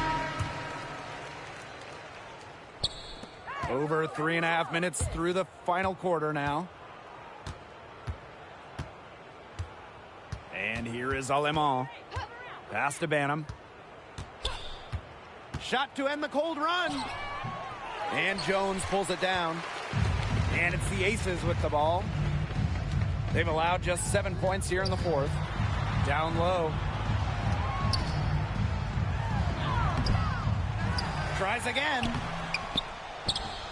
Can't get the layup. And it's the Fever ball. They lead by 17. Pass to Banham. Now Coffee. 5 to shoot. And here's Banham. There's the three. Indiana again missing. Yeah, the great shooters, they know when they've got enough opening to go for the three. I didn't think it was a bad choice there. Yeah, not very good defensive coverage that time. The D got lucky. And so she draws the foul on the shot. Trick to the line. First team foul. Good take by Agumake, a forward with the ability to go strong. It's just so hard to stop. And good on the second, so she makes both. McBride with the ball.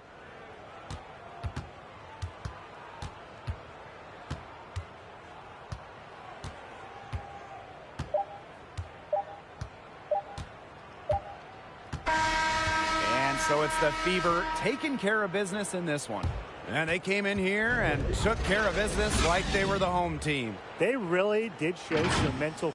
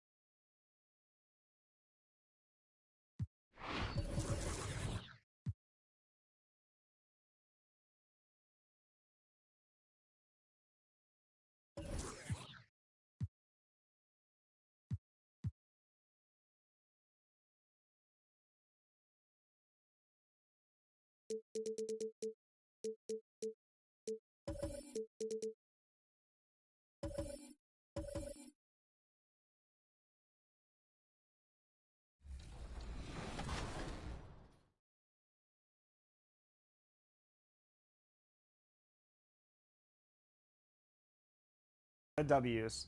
Heading over to the city, this player dominated in the 2K streets. So our award for city champion goes to ID Poi. Go ID. Okay, heading over to the W. For your Seattle Storm, starting at shooting guard, number 4. Hello and welcome to this 2K Sports presentation of the W.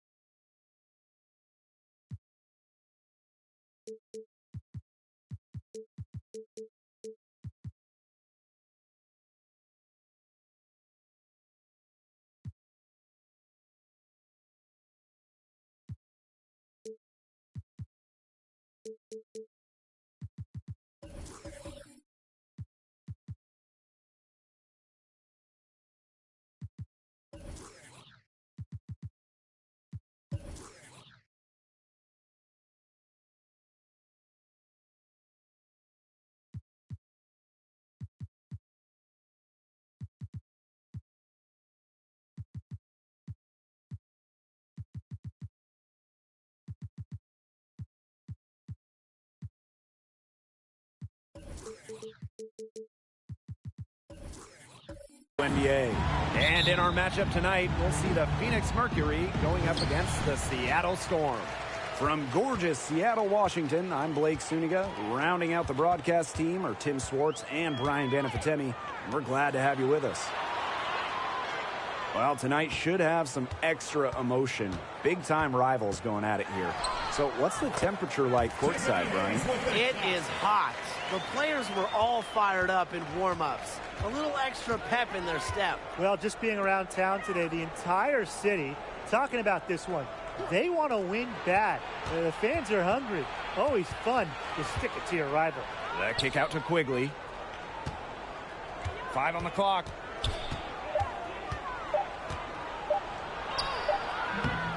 That's good D by Tiffany Hayes. Bonner with it. Picked up by Quigley. Pass to Hamby. About a minute into this first quarter. Here's Bird. Covered by Ionescu. To the paint. Picked off midair. Outside Atkins. Now Turner. Outside Quigley.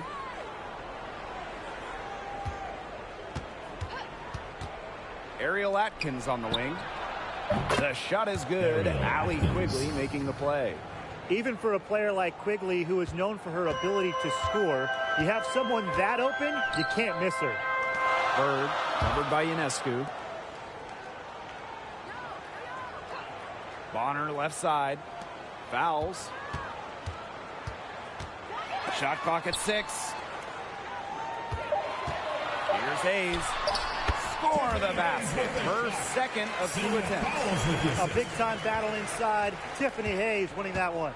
I don't know if we're ever going to find a better rebounder than Sylvia Fowles. She's a player that controls the boards every game she plays. Now here is Ionescu. Pass to Turner. And foul called as she misses, and she's going to shoot 2 free throws. It's going to be on DeWanna Bonner. After suffering a torn ACL in college, I'm excited to see what Turner has in store for her WNBA career.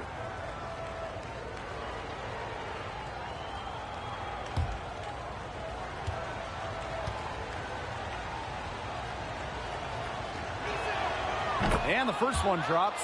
And with fouls, she became the WNBA's all-time leading rebounder in 2020. What a remarkable accomplishment that was, and it really speaks to Fowles' non-stop energy on the glass. For her entire career, she's been a rock in terms of rebounding. Both shots good from the stripe. Here's Bird. First quarter ball, almost 2.5 minutes in. Here's Bonner.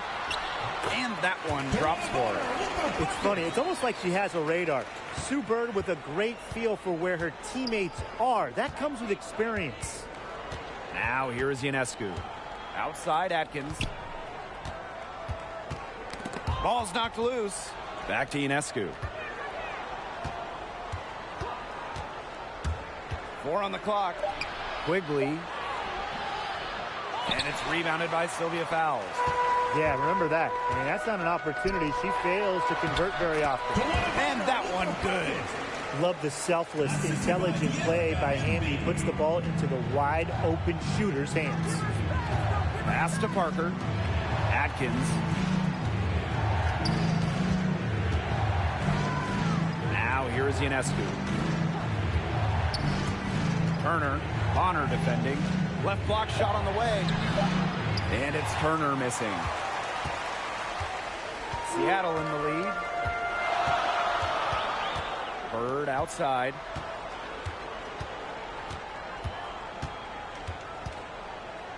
Hayes to the wing, right side. And Joanna Bonner again. What body control. Bonner, an excellent athlete. It allows her to make the difficult shots. Pass to Parker. Atkins. Ionescu has it. And she's going for the alley-oop. And stolen by Joanna Bonner.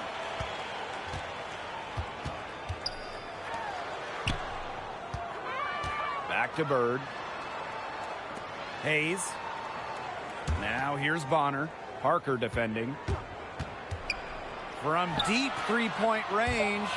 Out of bounds. It'll go to the Mercury. Mercury ball. So both teams making some changes In here. for the Mercury.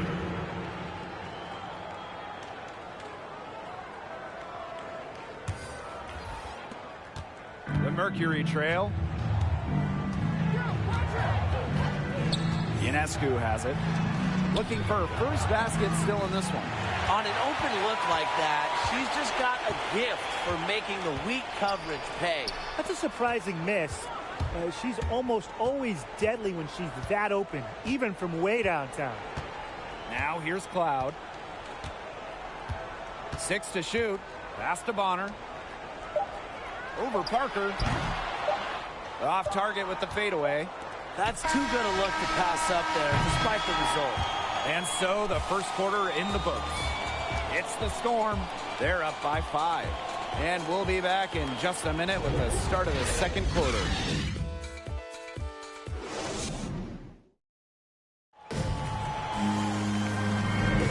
All right, the second quarter beginning in just a moment. And before we move on, what do you guys think about what we've seen from the Storm? Some great defense on their part so far in this one. They've really worked well as a unit to help on drives and rotations.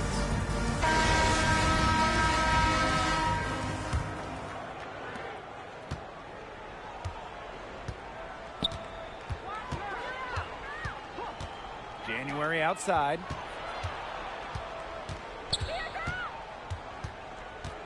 Pass to Atkins. 6 on the shot clock. Over Hamby. And that one comes up a bit short. I just love how Ariel Atkins hustles on the defensive end of the floor. She's always pestering the ball handlers, and with her fast hands, she's always a threat to knock the ball away. Not much resistance on the inside.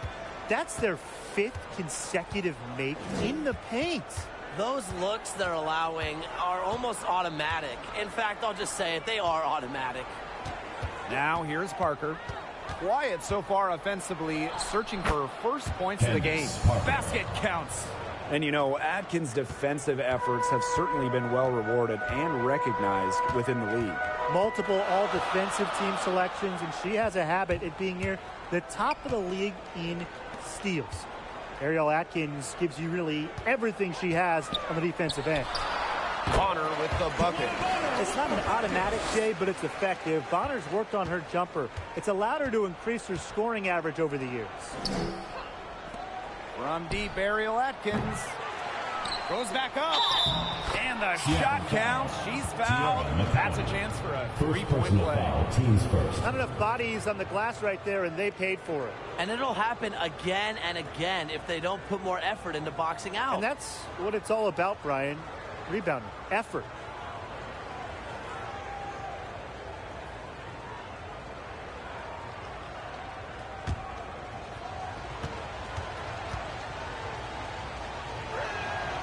So many talented players from outside the U.S. So who's your pick for the top international product in the game? You talk about the last half of last decade, 2016 to 2020. Only one player outside the United States was named All-WNBA. John Quayle Jones, the native of the Bahamas, set a WNBA record for season rebounds. And she's just a bona fide superstar. Well, Jones is 6'6", but I'm raising the height to 6'8". And I'm going to go with the Australian Liz Cambage. Of course, she led the league in scoring. And who can forget when Liz went off for 53 points in a game? And the Mercury making a change here.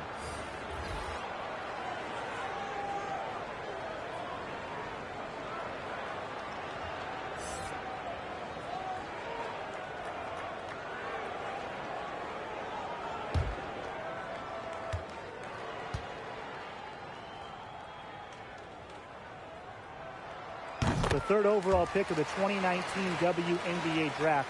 Ciara McCowan, she's an old school center. A real dying breed in basketball, but she's fun to watch. Now here's Quigley. She hasn't scored yet. That, I'm sure, will change. Parker with the ball. Hamby on her. January can't get it to go. Here's Seattle. 7-point game, the biggest lead in the game. And Fowles gets it to go. Well, this is where Fowles thrives. She loves getting the ball down low, close to the hoop. Here's January. First outside from past the arc. The shot, no good. Now Seattle takes it the other way. Pass to Cloud. Here in quarter two, we've played a little over 2.5 minutes now. Hamby. And here's Fowles. Parker defending.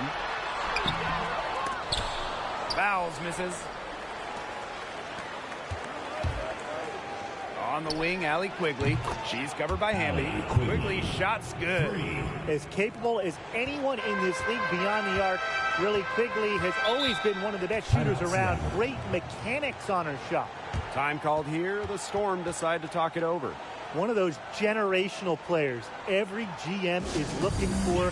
Candace Parker has been a dominant presence in the WNBA from the moment she stepped on the floor. Day one on both ends of the floor.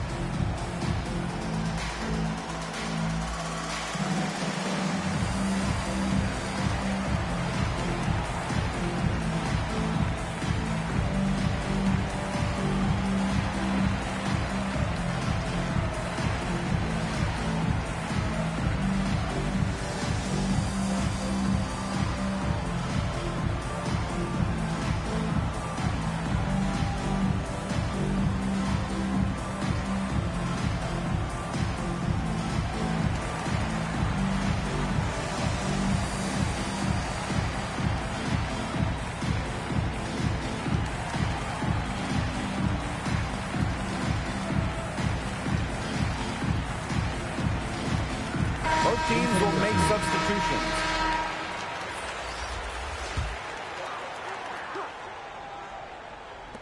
And here are the Storm now.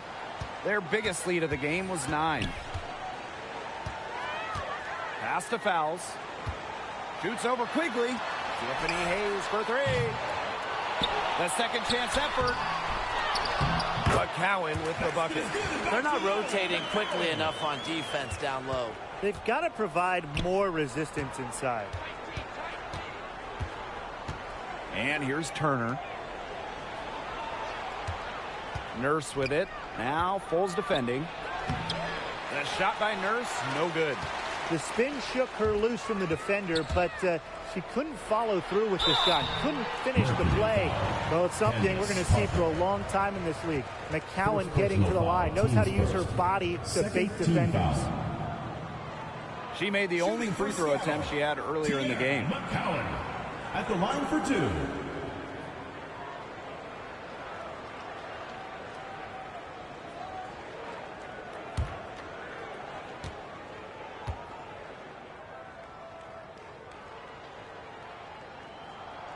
The first free throw is good.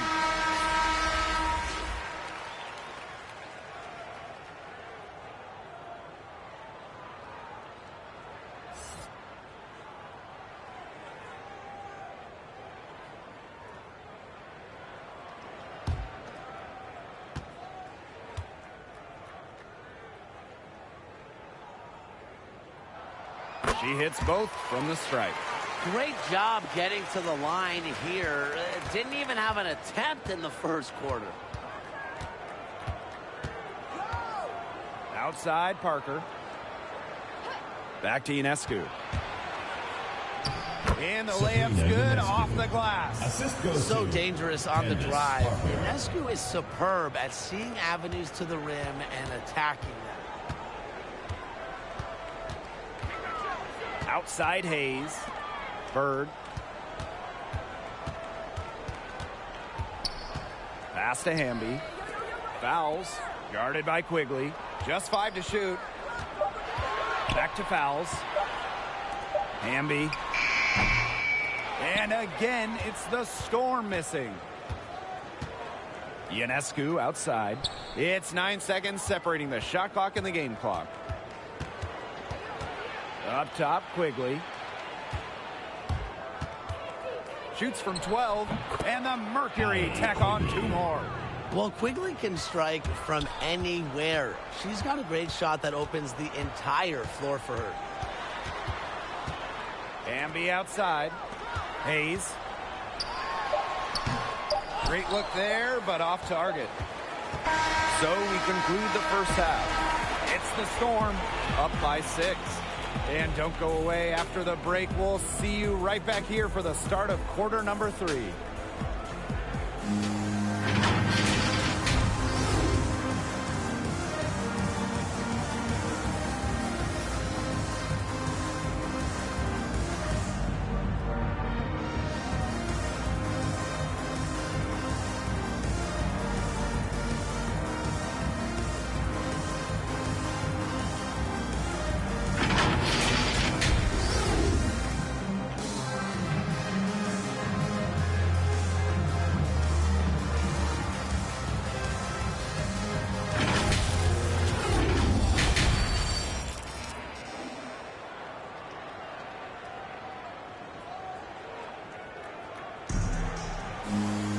The third quarter now beginning. Both sides looking to pull away in the last half of the game. McCowan with a strong contribution so far in this one. Her play in the first half was very disciplined, very efficient. Her shot selection was consistently excellent. That's right. And whether it's been from mid-range or in tight, she's taking only what the defense is giving her and not trying to do too much. And now the start of the second.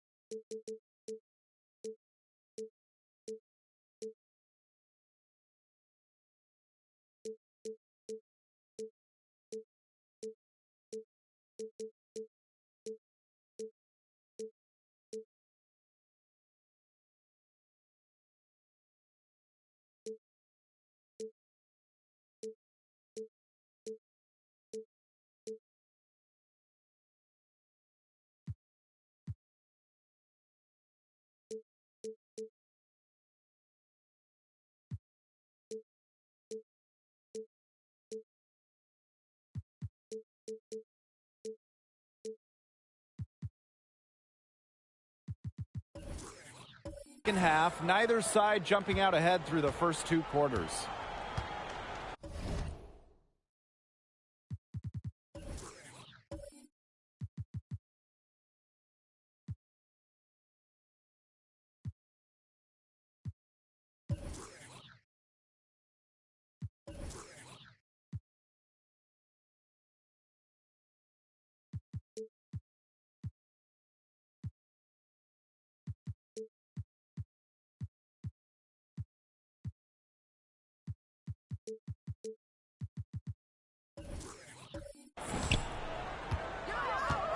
Now here's Parker. Come here. To the inside. Great D that time from DeWanna Bonner. Seattle leading.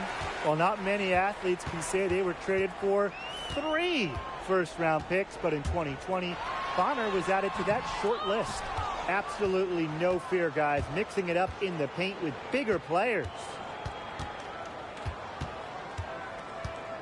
Ionescu outside. Parker inside. Hamby on her. That one good for 2.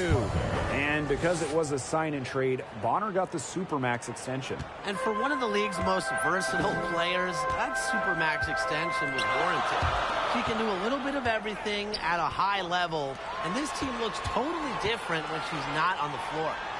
Now here is Hayes. Here's Fouls. Lays it up and banks it in. Yeah, well, with eagle-eyed vision, Hayes has earned a reputation as a capable distributor. Now a timeout called by Phoenix. And the last time we had a back-to-back champion, the Sparks in 01 and 02. Why do you think it's been so long since we've had a repeat winner? Great question, Blake. The physical and mental toll of a deep run is just a lot to handle in back-to-back seasons. Absolutely. Plus, I think the setup of the WNBA playoffs, the single elimination in 5-game series rounds, they create more variance. So you'll see more upsets as opposed to other formats in basketball. But really, it makes it hard for a team to consistently dominate at the end of the year.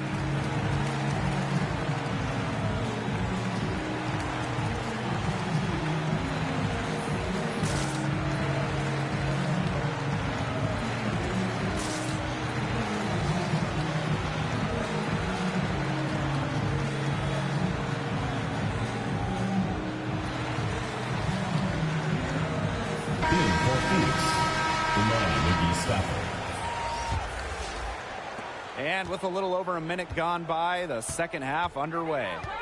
Outside Atkins. Shoots over Fouls. Fouls with the rebound. And they continue to control the glass. I think they've been the more physical team, guys, and that's why they're ahead. Usually the more physical, more aggressive team wins the game.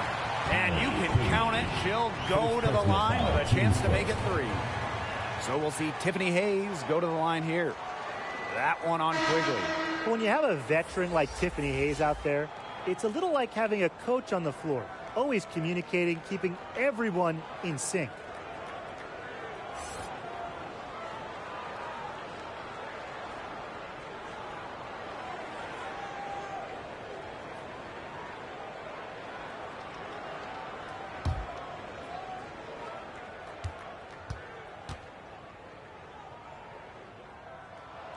And with Hayes, we've heard a lot about what you're saying, you know, that veteran leadership and a desire to help the younger players grow into their roles. And she brings that energy onto the court with her. You can see her rallying the team in timeouts, directing teammates on defense. It's so valuable to have a player like her to depend on. She's killing them with her poor shooting. Good work there as it goes. Possesses unique capabilities. Hayes simply commands respect when she's got the ball in her hands. Now here's Ionescu. Outside Quigley. Pass to Turner. And that time also missed the shot. Now Bonner.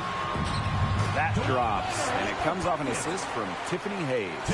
It's been all one-way traffic here. They've really been lights out offensively. And there's no telling how big that lead's going to get. It just keeps increasing. Here's Turner. Now here is Ionescu. 5 to shoot. To the middle. Outside Atkins. The 15-footer doesn't go for her. So the Storm will take it the other way. Physically, there's no doubt they've been the stronger team, and that 10-rebound advantage tells you all you need to know. Not to mention what it says in the scoreboard. They're really pushing them around. Hey, look, if it ain't broke, don't fix it. They keep getting in the paint, and they keep scoring points. And you know, Brian, there's not really a lot you can do as a defense when they keep getting in the paint like they have been on this run. Now a timeout called by Phoenix. Yeah, I think the head coach saw too many easy buckets coming from inside and wanted to put a stop to it. I would think so. I would think so. If they keep giving up the kind of easy looks inside that they have been, they're in big trouble, too. And they've got to change something up. Let's see what they do. Now here's Quigley. 5 points in the game. Her first shot coming late. McGee Stafford can't get it to go. This offense, it just seems completely deflated. While at the other end, it's one bucket after another. This run is really getting out of hand. And making it ugly. This is a nice third-quarter surge they've got going on right now. Yeah, and it's a great time to get hot, just as we get into the meat of the second half. Absolutely. Build some distance. Try to get things going. Now here's Ionescu. Pass to Turner. January outside. Here's McGee Stafford. That's good, and it's Breon January with the dime. Picks up on opponents' tendencies and will make them pay. January has a refined feel for the game. Now here's Bird, covered by January. Bonner outside. It falls for her 7th bucket of the contest. She's 7 for 9 today. It's not hard to see why they're giving up points on this run. Just too many looks from in close. You know, usually when teams give up runs like this, it's because they allow chances from inside. Make them beat you from deep. Now here's January. She hasn't yet put up any points in this one. Over McCowan. January can't get it to go. And not only is their lead big, but their advantage on the boards is huge, too. They've been the aggressors, plain and simple, outworking them inside. Now Bird. Pass to Bonner. Drops in the layup for 2. Well, the way she rebounds, defends, passes. Bonner does so much on the court. When she's scoring like this, it is a giant plus. At the end of the third quarter, a huge lead, and this one may already have been. Welcome back. Fourth quarter of action starting up in what has been a one-side show.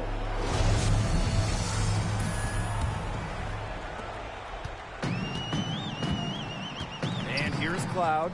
Outside Hayes. Pass to Hamby. Cloud with it. Hamby outside. And she drops in the layup off the glass. Pretty much all of their buckets coming from inside the paint now. I mean, there's more holes in their defense than in a block of Swiss cheese. Man, you just made me hungry, but that's right. 5 of their last 6 makes were in tight. They've established themselves inside. Where's the cheese? Clock at 6. Unloads from 13 feet. And it's Turner missing. It's very dangerous to leave her open like that. Lucky break for the D that she missed it. Outside Hayes. The shot will not fall. Nice D from Allie Quigley. Atkins. McCowan defending. Pass to Quigley.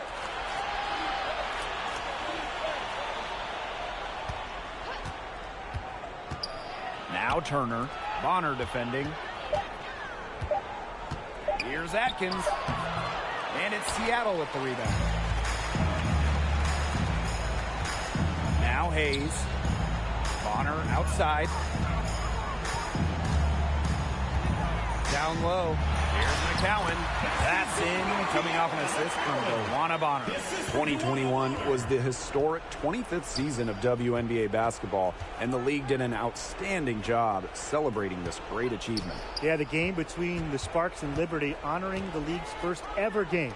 Also, between those two teams, and that was awesome to see. Yeah, and I enjoyed the league announcing the 25 best players of the WNBA's first 25 years.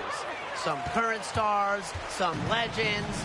The WNBA did a fantastic job honoring its history.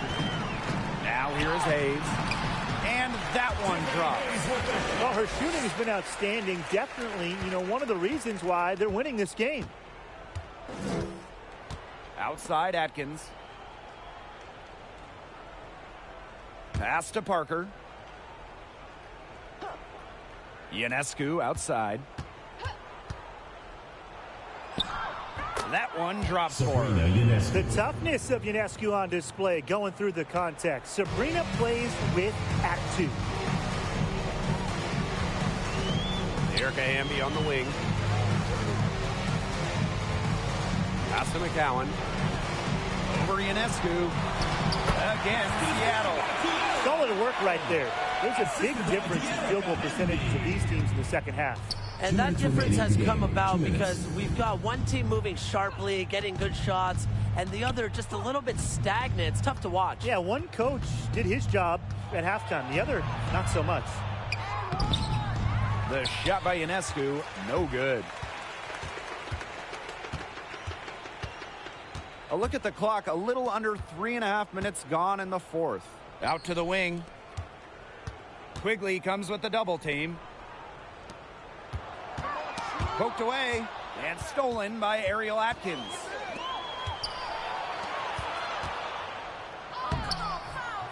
Ionescu can't get it to go. And these guys have had some good motion on offense. Nice assists. When everybody's involved offensively, it's in a way helping you defensively too. Now here's Cloud. Pass to McCowan. 6 to shoot.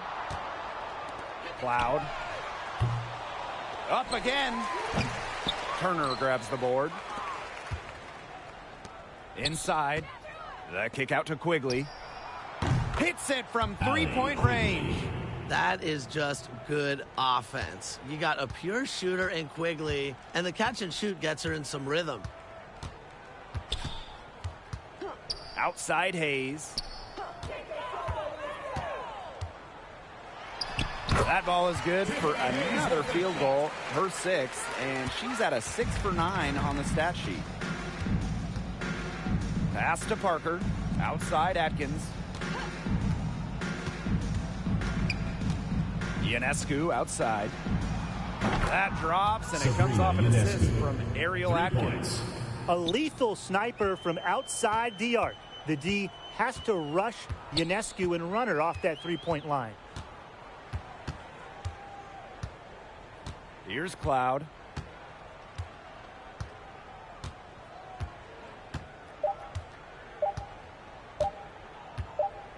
And so Seattle takes this one by a big margin. They won this game going away. They were better basketball team by far. You got to commend this sort of dominance here at home and feeling great, playing well nearly the whole game. And I could feel it. This building was pumped, guys.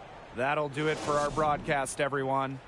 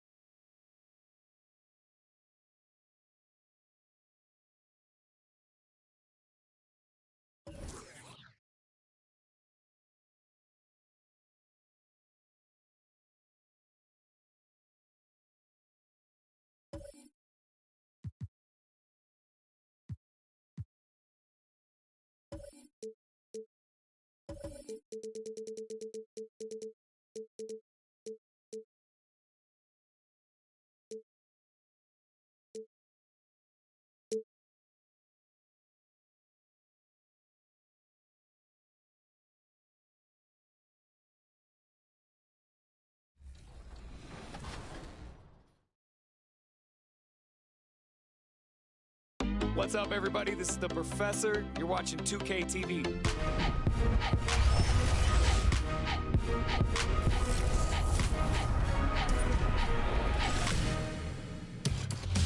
Welcome to this special summer edition of NBA 2K TV. I'm Chris Manning here at the 2K Studios. And I'm Alexis Morgan from sunny Las Vegas at Summer League. And it's a very special Summer League because it is NBA 2K23 Summer League. We caught up with some fans and, of course, the NBA draft picks. Well, I'm sad I couldn't be there physically because I love Summer League. We get to see our first glimpse at the future of the NBA, and for those players, it's their first opportunity to get scanned into the game.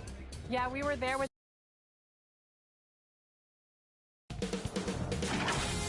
2K Sports welcomes you to the following presentation of the WNBA.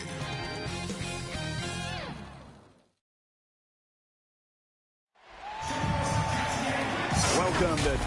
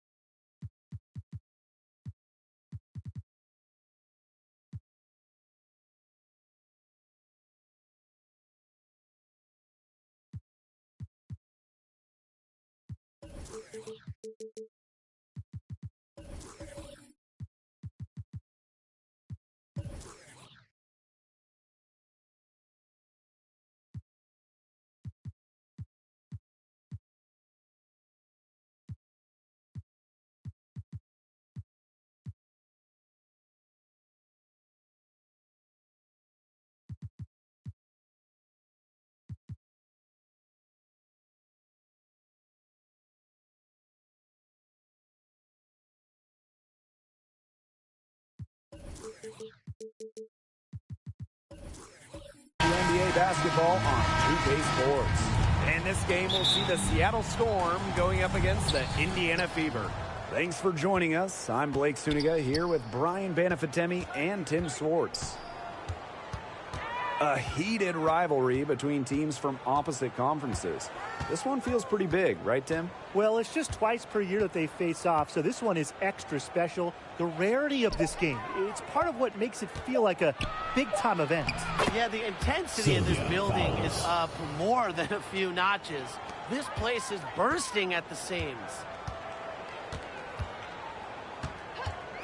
Outside, Diggin Smith.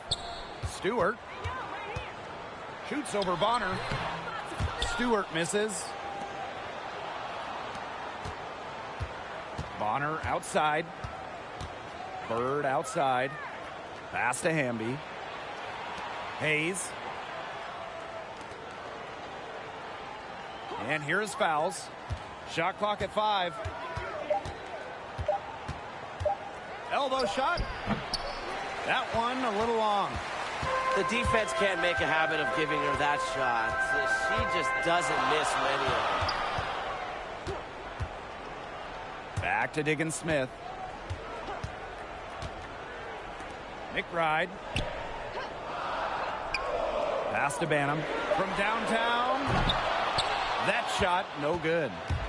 And the Storm with possession. Now here's Bonner. Defended by Stewart. Bird right side. The three. Knocks down the three ball. And Bird has been so steady from deep. You can understand why she has so much confidence. Outside, Diggin Smith. To the middle. Stewart can't hit. There was just enough defensive pressure to get her off balance. Here's Bonner. To the paint. Hamby. Laid in with a nice touch off the glass. That's not easy. I mean, to get bumped and still hit it like Hamby, it's so hard to do. And they're looking for some kind of spark here. Yeah, cold stretch offensively. They need a bucket. Here's Diggin Smith. Can they get it? And Stewart's the lay-in. It's good. Well, now we know the rim it doesn't have a lid on it. Yeah, and you could just feel them getting more tense with each miss. Glad they got that first one out of the way. Yeah, let's see if that gets them going. Now here's Bonner. Bird left side. Pass to Fouls. Bonner. 2 minutes remaining in the first. 2 Fouls. minutes. Misaman covering. Fouls misses. The Fever trailing. Well, since entering the league, it seems like Skylar Diggins-Smith has been a fixture on the All-WNBA and All-Star teams. Here's Bird. And Emma Misaman pulls it down. And first quarter, we're about 3.5 minutes in. Pass to McBride. And all around the rim that time before dropping in. And recently, Diggins-Smith received another honor by being part of the USA women's basketball team. And she was very open about her excitement on being able to represent her country at the highest stage internationally, which has been a goal of hers for some time. For someone who works as hard as Skylar does, it's well-deserved. Now here's Bonner. She hasn't scored yet. That, I'm sure, will change. Bird, guarded by Diggins-Smith. Fouls with it. That kick out to Bird. Drops in the tray.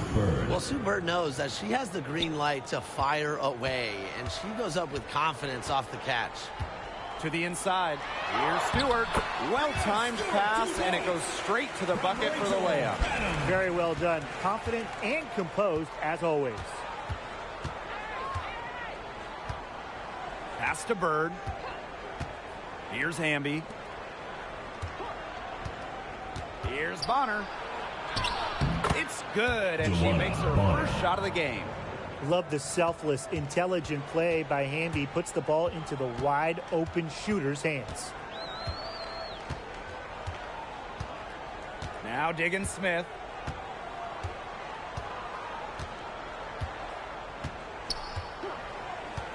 Pass to Stewart. Shoots over Bonner. Misses off the right iron. She got it up. Ooh, no luck on that one. And so the first quarter in the books. It's the Storm. They're up by 6. And we'll bring you the start of quarter 2 when we return.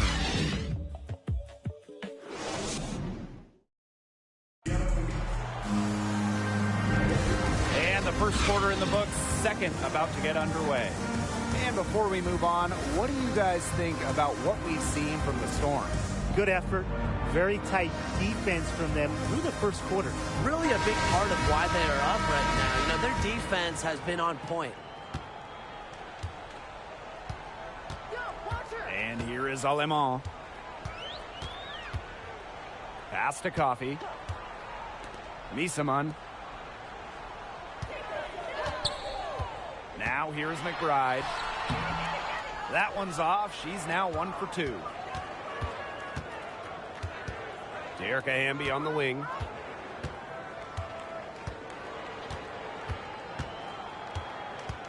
Now Cunningham. 6 on the shot clock. Pass to Bonner. Hold the shot a little left, but the bounce goes her way. I'm old school. I mean, I know the mid-range jumper isn't cool anymore, but Bonner, she still has this tool in her game, and it gives defenses headaches. It's good from long range. Up to the defense, they got to talk to each other. Clearly in air, not getting out there on her three-point attempt. Bonner outside. Pass to Cloud. She tries for 3. The Fever pull it in. Here's Alemán. She's covered by Cloud. Here's Alemán. Looking for her first basket still in this one. That doesn't go either for Kayla McBride. Hamby outside. Cloud with it.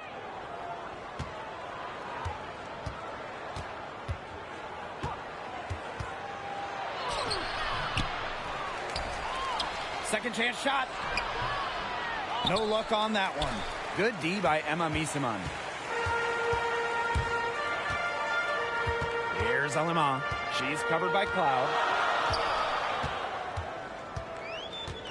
Now Alemán. Pass to Misaman.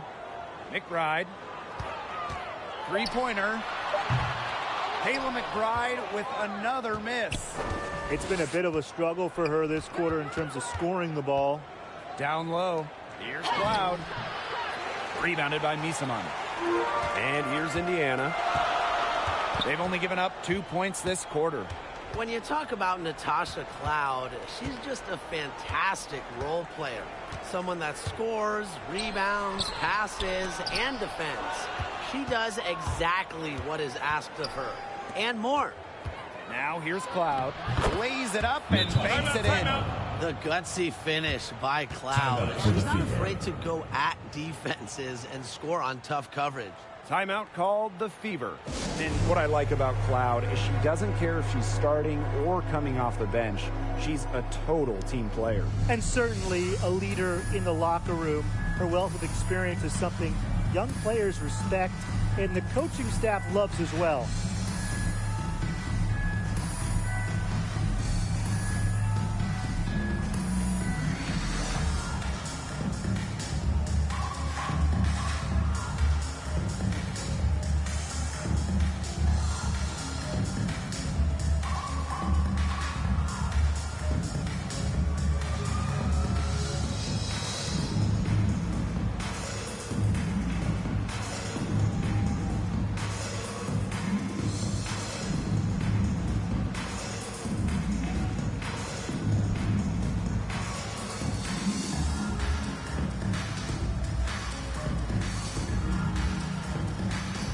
Both teams will make substitutions.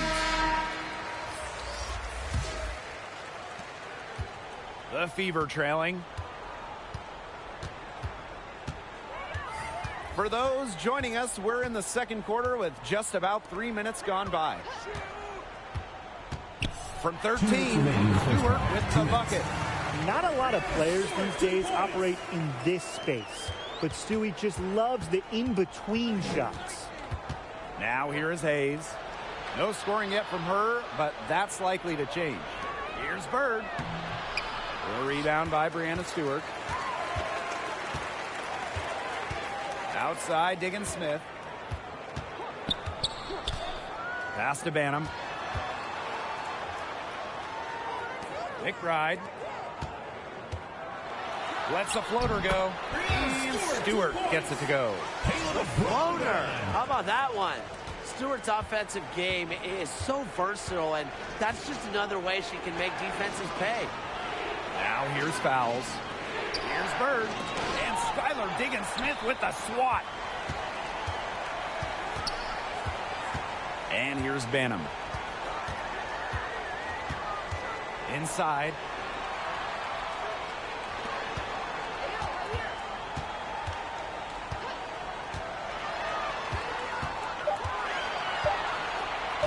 Pulls it from 20. Here's Stewart. Lays it up and in off the nice reverse. A strong second quarter for her scoring the ball. Outside Hayes. Pass to McCowan. Off to a good start as she hits her first shot attempt. What a willing distributor. Hayes has an uncanny ability to find open teammates. Outside Stewart. Over McCowan. Hamby grabs the miss. Pass to Bird. Down low. Fouls. The lead pass was put in just the right spot to produce the layup. What power from fouls there. Embraces the contact and still figures out how to score. And a pretty tightly contested game here as we end the first half. Storm out in front. They lead by 5. And don't go away after the break. We'll see you right back here for the start of quarter number 3.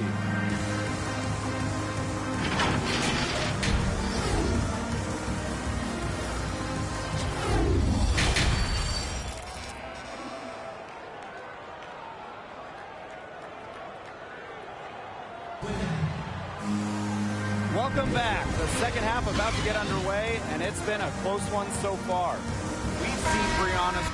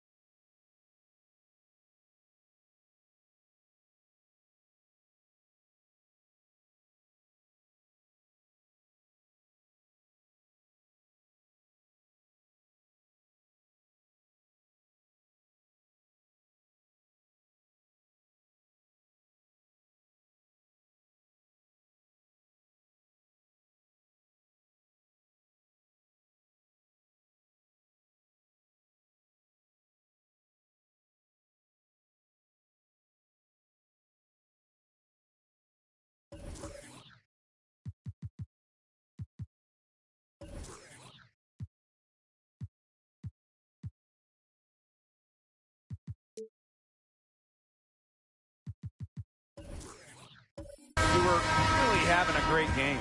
I know we've said it about 1,000,000 times already, but I'll say it again. She's had a great half, scored a lot of points. And in the end, I wouldn't be surprised if we're talking about what a great second half she had. She can usually keep it going for all 4 quarters. Now here's Bird. Tiffany Hayes on the wing. Pulls it from the elbow. And good. Got the friendly bounce off the right side of the rim. All right, I know my answer, but guys, the GOAT, greatest of all time, who is it? Let's keep it simple. It's Diana Taurasi, all-time leader in points, 3-pointers. She's also top 5 in assists. Zero argument from me. Taurasi has been on over a dozen all-WNBA teams. And most importantly, she's got a few rings to go with all the other accolades. It's an honor to still watch her get it done. The nice thing about Breanna Stewart is I don't have to tell you how good she is. One look at her impressive trophy case is all it takes to see that she's one of the league's most elite players. You know, when Stewart came into the league, she already had a collection of accolades worth bragging about. Oh, absolutely. I mean, she collected plenty of championship and National Player of the Years in her college days. But ever since that WNBA Rookie of the Year, she has only continued to earn awards, win championships, get rings. Well, I just think an illegal screen, it's one of the toughest calls for an official to make. Yeah, you have to appreciate how difficult a job they have to do when it comes to making calls like that. It's not as easy as people might think. And the refs in this league just do a great job. Now here's Diggins Smith. Still getting warmed up offensively. No buckets yet in the game for her. Outside Stewart. Breanna Stewart draws the double. And stolen by DeWanna Bonner. Bird gets the bucket. A player who just enjoys to run. Bird knows how hard it is to score in the half court. So getting a hoop in transition, she knows it's a gift. Now here's McBride. She has 5. Misaman covered by fouls. From deep, Skylar Diggins-Smith. Good on the three-point shot. I mean, the only explanation is someone must have gotten their signals crossed if she winds up that wide open in three-point range. Now, I'm sure that was not the plan. Here's Bonner. Bird with it. And Sue Bird gets double-teamed. Outside Hayes. Shoots over Misaman. Offensive rebound, Storm. Fouls can't hit. Second half of play with just under 2.5 minutes passed. Here's Banham, guarded by Bird. Now Banham. From 13. And Bonner pulls it down. Well, I mean, to me at least, Brian, it looked like it was going to be an easy 2 points there. You're right, Tim, and she's got some angry words for herself after that miss. Time called here. The Fever decide to talk it over. Yeah, coach wants to get everybody on the same page out there and maybe change up some things as well. Yeah, that's probably a good timeout. You might as well talk things through. And kind of change that game plan as well. So both teams changing it up here. Indiana trailing. And now we're 3 minutes into this third quarter of play. No coverage that time. With a smooth touch from outside, McBride's versatility leaves defenses pretty vulnerable. Now here's Cloud. Pass to McCowan. To the middle. Here's Cunningham. That's good, and it's Tierra McCowan with the assist. 3 consecutive field goals have come right at the rim. The defense better start buckling down. They're getting exposed and punished down low. And the basket by McBride. Catalyst of the team, McBride is depended on for buckets, and I'll tell you, she usually delivers. Now here is Hayes. McCowan. Misaman covering. Here's Coffey. Outside Stewart. For 3, Kayla McBride. It's rebounded by Seattle. Bonner outside. Cloud inside.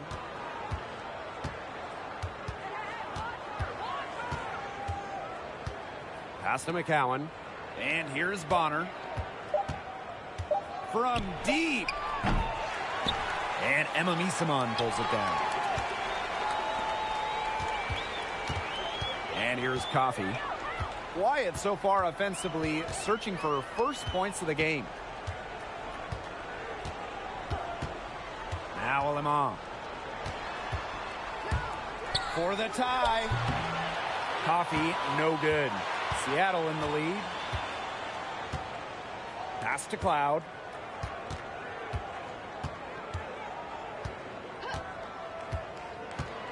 Back to Bonner.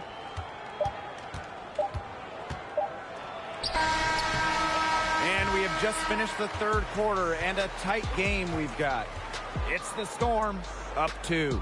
And we'll have the start of the fourth quarter for you as soon as we get back from this short break.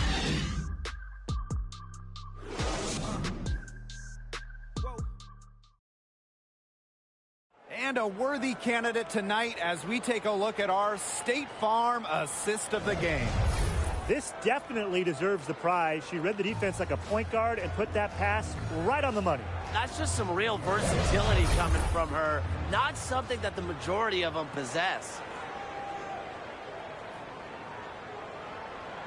Come on, fans. Thanks for joining us again as we get set for the fourth quarter. A terrific game so far.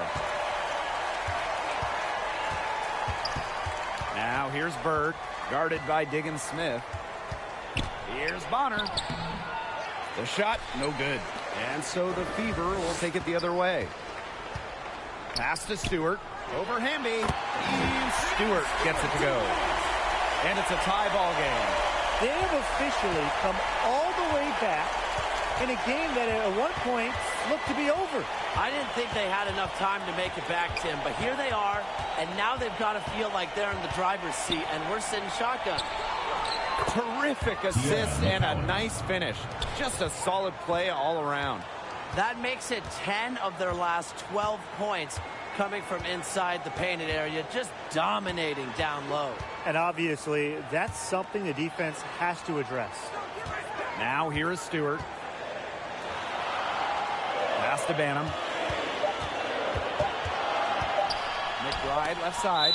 And it's going to be out of bounds. The Fever will retain possession. She had no choice but to lunge for that pass to make sure it didn't get through. Yeah, and that was important because probably would have been a quick 2 points if she doesn't knock it out of bounds. So I love that effort level. Oop, there's the 24-second violation, so they'll turn it over.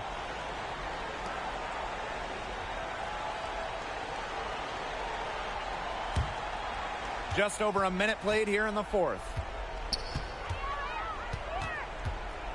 Bird outside.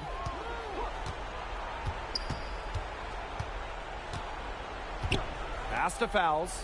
Amby outside. Bonner. 4 on the shot clock. Over Stewart. And it's Bonner missing. She hasn't really done much on the offensive end, but she has worked within the team to help them get the lead.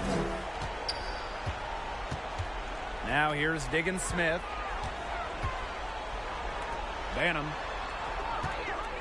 To take the lead. Out of bounds, it'll go to the Storm. Storm ball.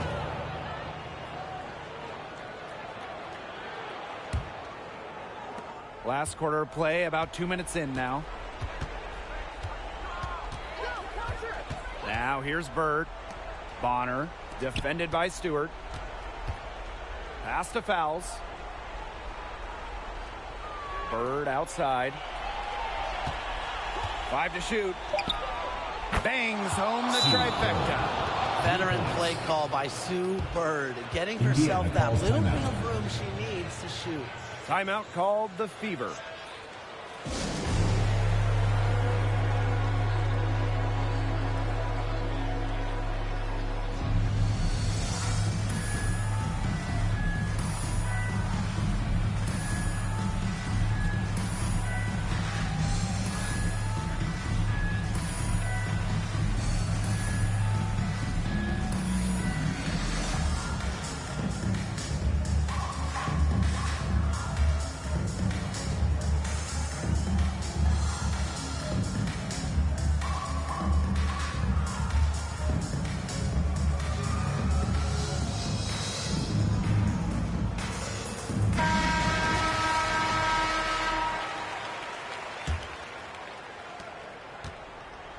And here's Indiana.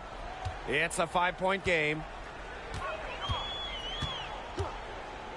McBride with the ball. She's against Bonner.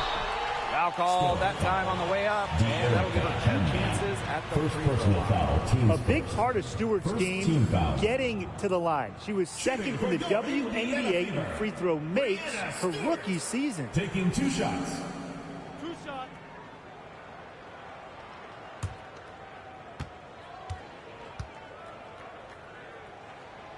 And she knocks down the first one.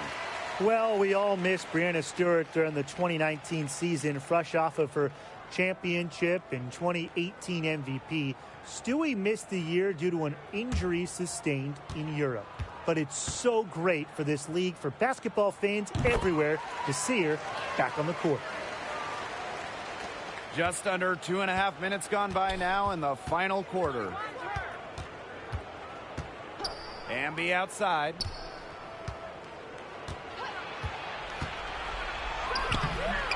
Good D by Emma Miesemann. Indiana trailing. To the paint. Here's Stewart.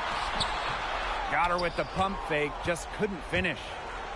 And it's the Storm with the ball. Pass to Hayes. Bird with it. 2 minutes remaining. Fouls in the game. with it. 2 minutes. Defended by Stewart. Here's Hamby. Shot clock at 6. And Sue Bird gets double teamed. And here's Hayes.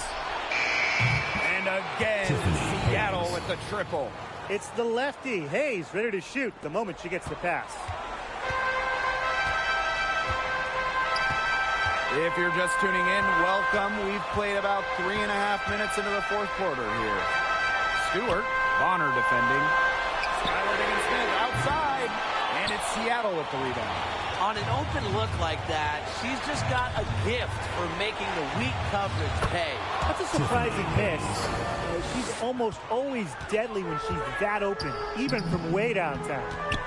Now here's Diggins-Smith.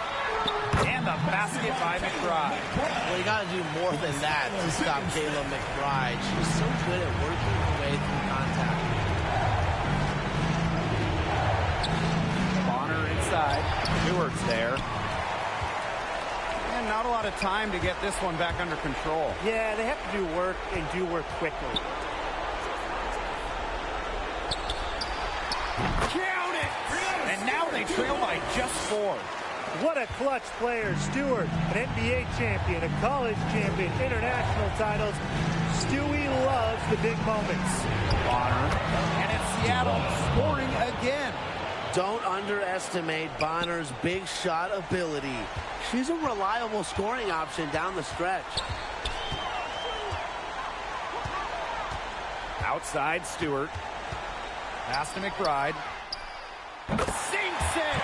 What a beautiful shot to bring them within 3. The vocal and emotional leader of the team. McBride's squad is in good hands when she has the basketball. Now here's Bird. Back to Bonner.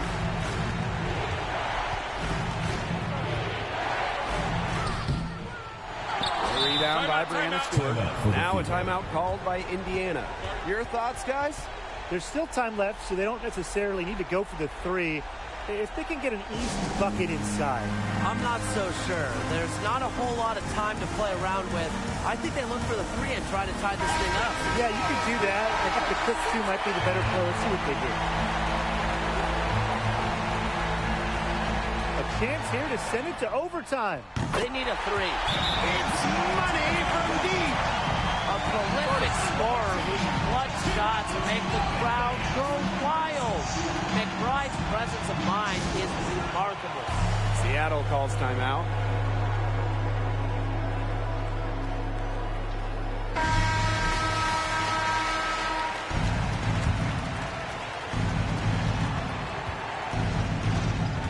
Bonner with it. Fires from deep. Out of bounds with the Hoover ball. Indiana ball.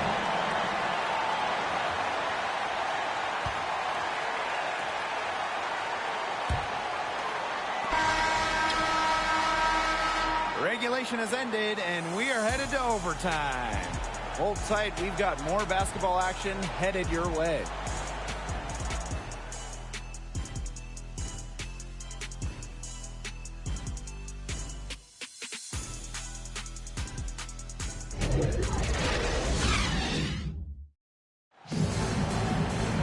Well, if you're just joining us, this one has been a great one. We've got overtime action now, folks.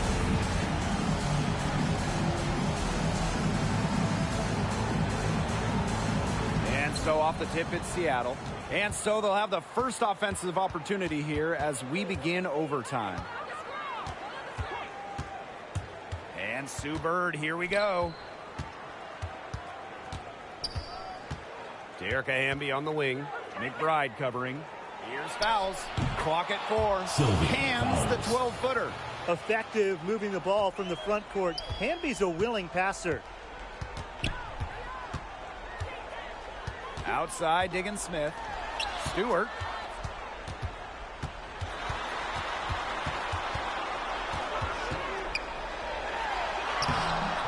It falls for basket number 9 from the field, and she's taken 14 shots to get there. Another reason Stewart is all-world. She has a sense for when to pour in baskets, understands game situations. Bird, guarded by Diggins Smith. 2 minutes remaining in overtime. Up top, Bonner. The 10-footer, basket counts. Big time by Bonner. She's won a couple of titles. She's been in these situations. Now here's Diggins Smith, guarded by Bird. Fades and shoots, and another basket for Indiana. The road back to this game wasn't a short one, but they've managed to make it all the way back and tie this game up. And I'll admit it, at one point I thought they were toast. They've shown some serious character to battle this far back. I mean, I thought they were toast too with butter and jelly and everything on it. And unable there to get the go-ahead bucket. Not quite enough defense that time around. Lucky she was off. I just hope that was a mistake by the D, because if that's how they plan to guard her, they're going to have serious problems. Now here's Bonner. Some solid defense from Brianna Stewart. To the inside. It's stolen by De'Erica Hamby. Bonner outside. Inside. Got it! You can just feel the pressure in the arena, but no moment is too big for an intense competitor like foul. Timeout called the Fever.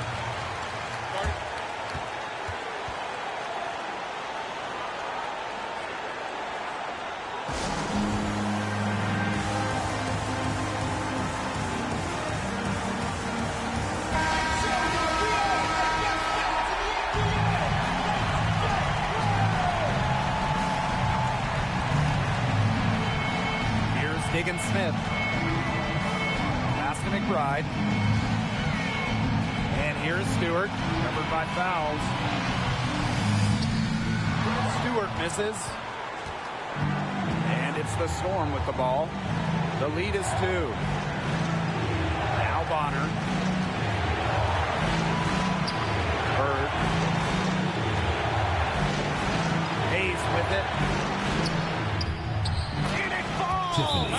An example right there, guys, of how they never started coasting, even as their lead kept growing. Well, Tim, they're just a determined group. There's no neutral gear. No matter what the lead is, it's only full speed ahead, and that's the type of basketball I love to watch. Yeah, 100 miles an hour.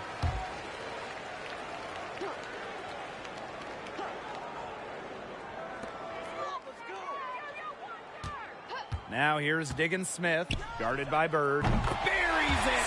And what a sensational bucket to bring them within 1.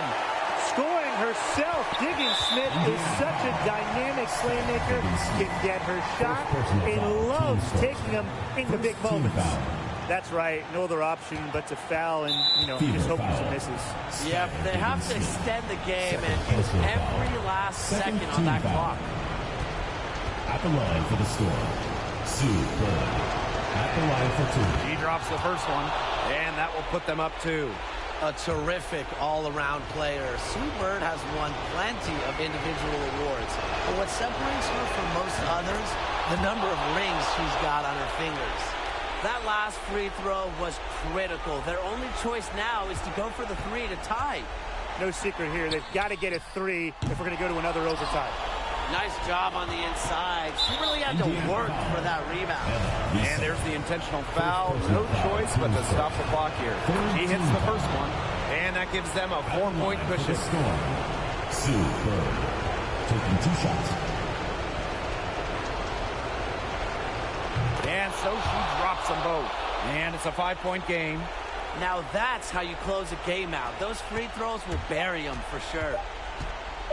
From deep 3-point range, offline. And so it's Seattle winning this one.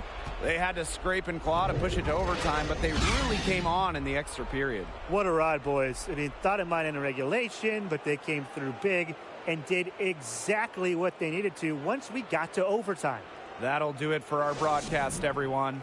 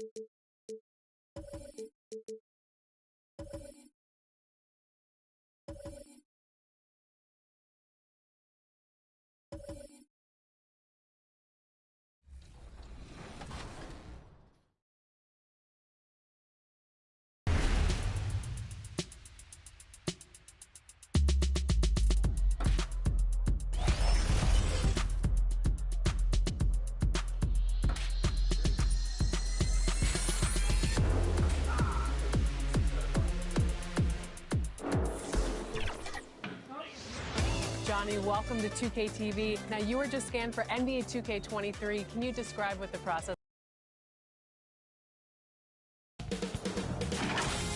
2K Sports welcomes you to the following presentation of the WNBA.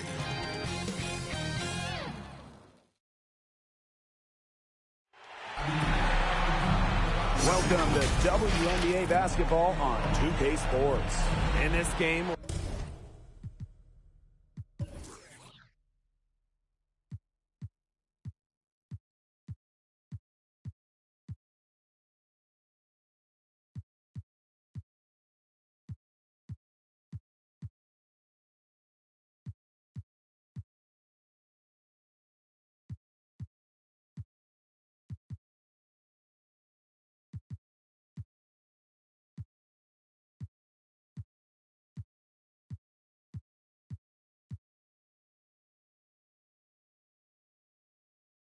see the Las Vegas.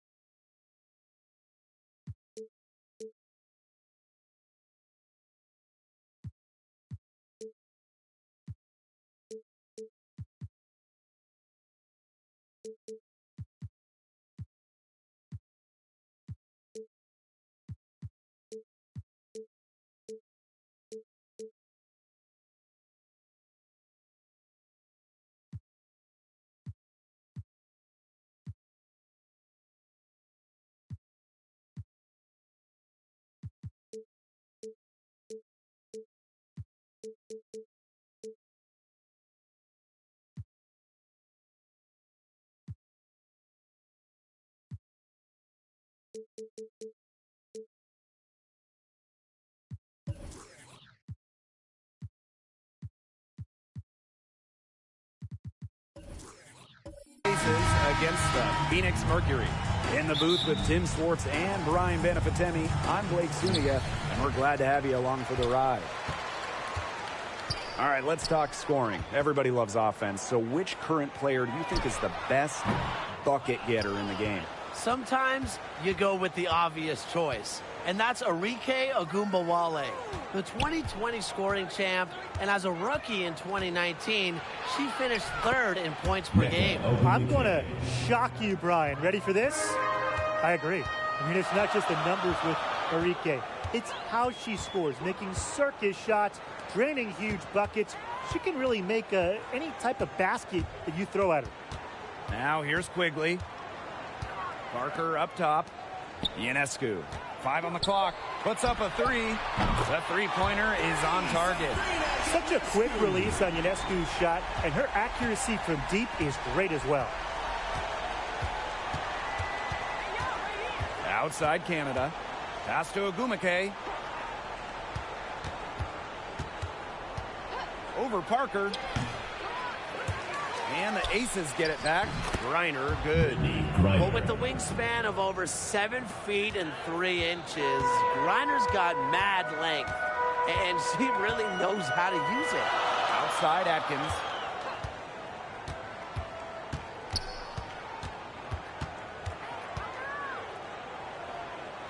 Back to Parker.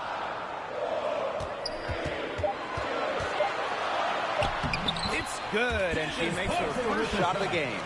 The defense has to do a better job of keeping Parker out of the paint. She's too skilled inside. Pass to Jones. Over Parker. Here's Griner. And she was fouled on the way up. 2 throws for her. First personal foul. It's her first trip to the line. And the first one drops. A recurring WNBA All-Star. Griner's really made her mark in this league. Well, they should be in front right now, but she'll be relieved not to have come up totally empty. Now here is Ionescu. Pass to Parker. Atkins.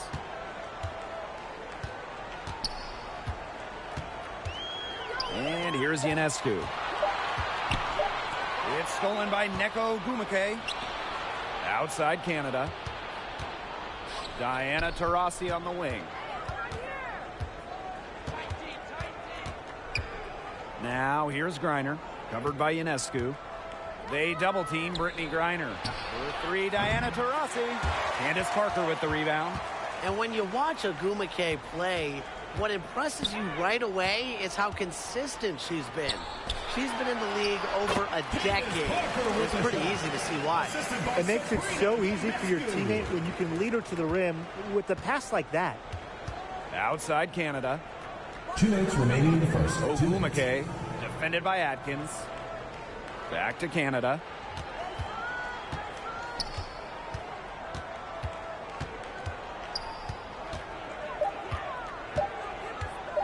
From the high post, and that's good for 2. And Ogumake is a former MVP for a reason. She understands her strengths and plays to them really well. And you know, Neka's one of those players that does whatever is asked of her. When her team needs more out of her, more offense, she steps up. Her really a selfless attitude, it's why she's so effective and such a strong leader. McGee Stafford, and you can count it. She'll go to the line with a chance to make it 3.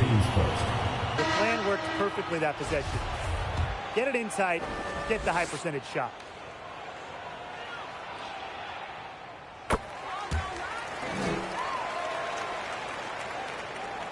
First quarter of play, and just over 3.5 minutes in. Pass to Jones. Here's Canada. Griner shoots a fader. No good that time. It's very dangerous to leave her open like that. Lucky break for the D that she missed it. And there's the whistle. That goes on January. That's her first foul. Terrific defensive play. Cut her off, squared up. Nice play. Yeah, that's showing some toughness on defense. Getting physical, sticking her nose in there, and making a play. Here's Griner. The basket good off the assist from Diana Taurasi. Just an incredible display of athleticism. Now, Griner's active on both ends of the floor, and her coaches appreciate that. Now here's January. The kick out to Quigley. Misses the three. Las Vegas trailing. Just 2 seconds between the shot clock and the game clock. Here's Taurasi. Looking for her first basket still in this one.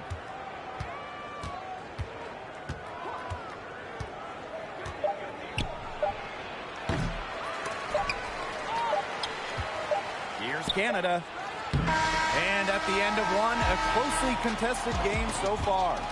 Mercury out in front, up by 1. And the second quarter about to get started. We'll be back in a moment.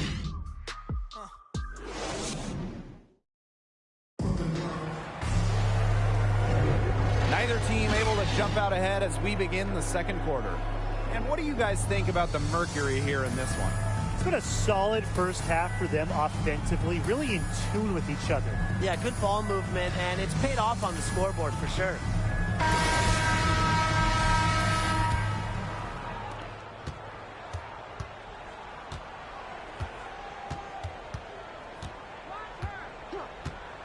Pass to Jones.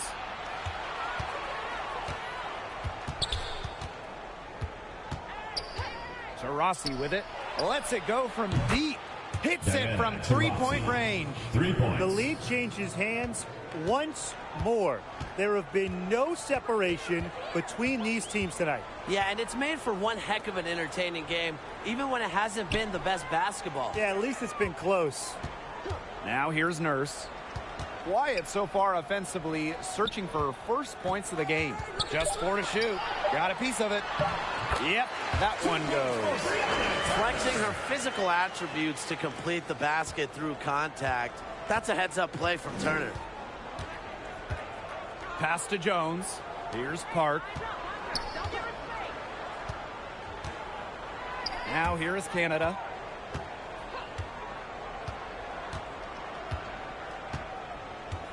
Inside. Shoots. It's good, and she makes her first shot of the game.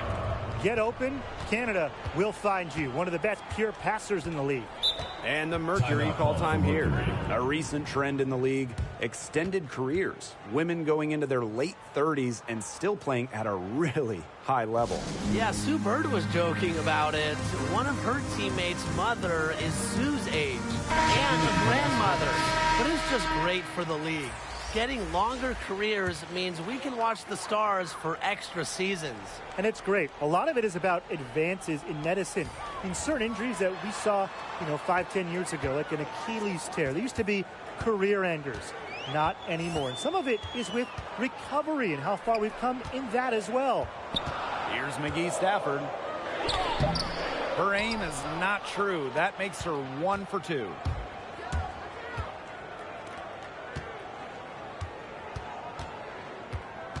Outside Canada. Well, she's got 2 fouls now and really has to play in control for the rest of this half. The Aces making a switch. Substitution for the Aces. And we're about 2 minutes into the second quarter here. Now here's Taurasi, covered by Ionescu. 3 on the clock. And too long on the shot. The Mercury trail. Nurse outside. Atkins. And it's good. Assisting on the play was Kia Nurse. A player that truly loves to learn. I think it's cool how Atkins is always asking questions because she is all about competing and improving. Up and in, off to an efficient start. 2 for 3 from the field. Assisted by Jordan Canada. And here's Ionescu. Pass to Turner. Nurse. She's covered by Ogumake. Kia Nurse into the lane. Taurasi with the steal. Quarter number 2 and around 3 minutes gone by. First half, 2 minutes. And it's Phoenix with the rebound. That's the kind of D that's needed when she's got the ball near the hoop. They were all over her. Turner, and she floats it in for the easy two. Credit the assist on that one. Backed by her solid footwork, Turner knows a thing or two about scoring inside. Pass to Canada. And here is Jones, defended by Nurse. With her first shot attempt, back to Canada. Over Parker. A shot by Canada, no good. Well, for once a routine shot, she looked a little nervous on that release, wouldn't you say? Parker gets the bucket. What a move by Candace Parker. She's shaking off the defender, look effortless. Timeout called the Aces. Well, they want to tinker with the game plan a little bit, and now's the time to do it. Yeah, there was clearly some things going on out there that the coaching staff just wasn't a fan of.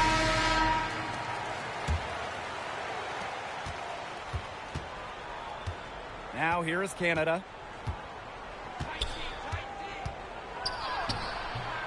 Allie Quigley grabs the miss.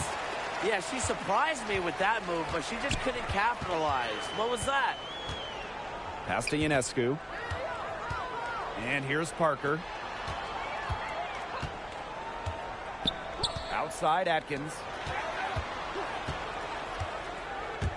Turner, guarded by Canada. Turner with the bucket. Of their last 6 baskets, 5 have come on the interior. This is smash-mouth basketball, guys. Yeah, they're really imposing their will offensively and getting exactly the kind of looks they want. Now here's Jones. Still getting warmed up offensively. No buckets yet in the game for her. And the foul called on Sabrina Ionescu. That is her first foul of the game. Second team foul. Here's Canada.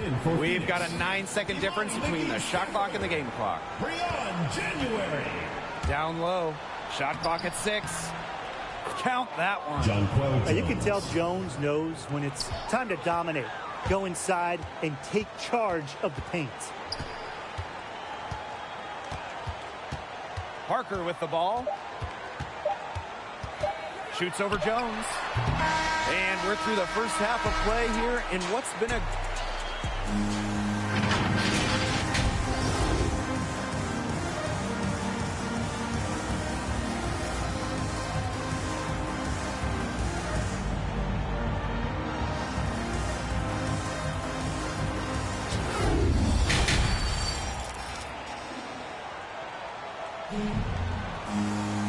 We have a close ball game on our hands as we get set for the second half to get underway. Without question,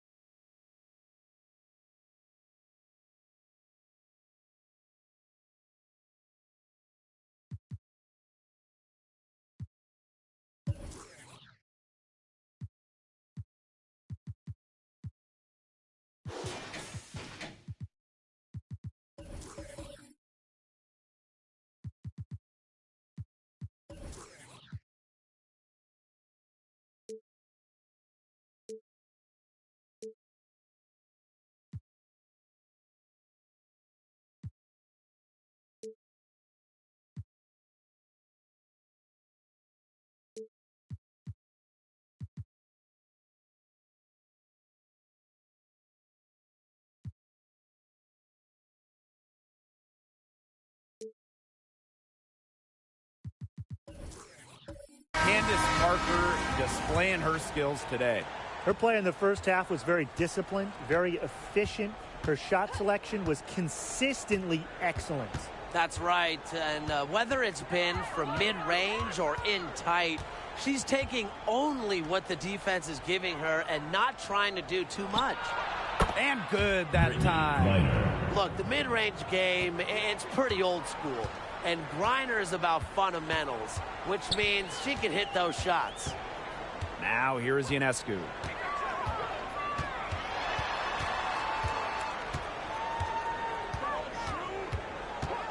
Pass to Quigley. Drains the three-pointer. Whenever Quigley gets a look from range, watch out. As good a shooter as there is in the world. You have to be impressed by Allie Quigley's accuracy. She's got her long-range shooting totally dialed in and is one of the league's most consistent three-point snipers. Phoenix leading.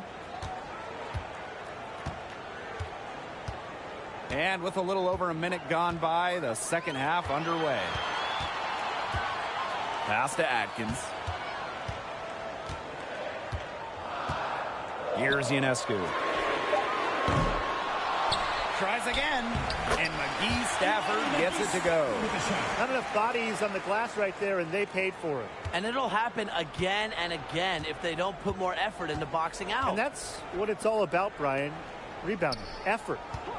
Now here is Agumake. Pass to Taurasi. Off the mark there with the three. Well, who could forget the 2-year streak where Quigley dominated the All-Star three-point contest? A back-to-back champion. You certainly don't see that often. It's a real testament to Quigley's talent as a long-range shooter, arguably the best in the world. Canada with it. Parker defending. Now Canada.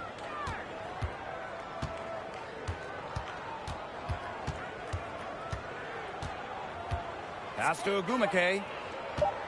Here's Griner. Defended by Atkins. And no good trying to use the glass. To the paint. Here's McGee Stafford. Soft touch off the glass. A capable distributor, Atkins is able to see the big picture within the game. And they're looking for some kind of spark here. Yeah, cold stretch offensively. They need a bucket. Out to Taurasi. The basket good off the assist from Jonquel Jones. Intelligent passing to make that basket possible. Now a timeout called by Phoenix.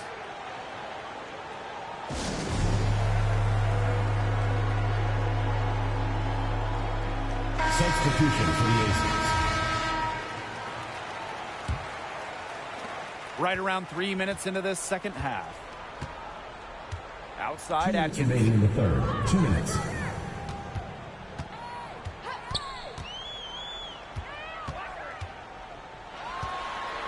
Back to Parker. Uses the glass to finish the layup. They continue to get it inside. The defense struggling to just contain them. And look, when you make 5 in a row from in tight like they have, it also just takes pressure off of your perimeter guys. Great point. Now here is Agumake. Pass to Jones. Just 5 to shoot. Back to Agumake. And here's Diana Taurasi from the arc. That shot off the mark.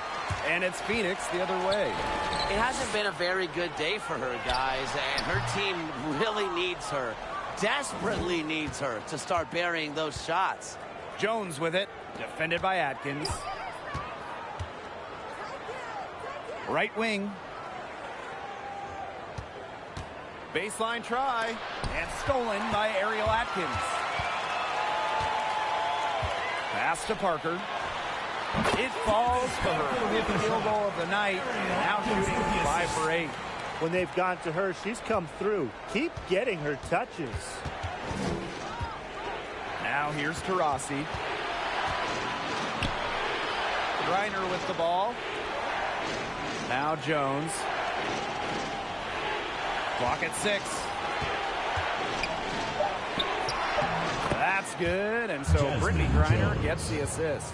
Well, with her height, Griner, a clear view of the court, and allows her to spot open teammates. There's a 4-second difference from the shot clock and game clock.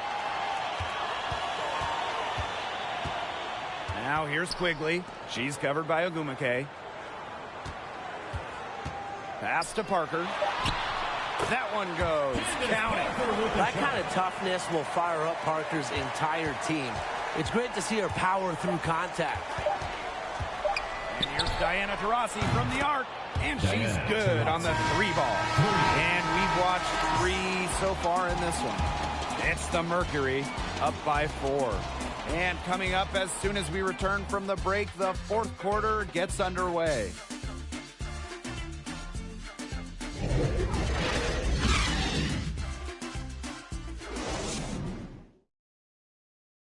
And a worthy candidate tonight as we take a look at our State Farm assist of the game. I'm so happy we get to see this pass just one more time. A magnificent feed.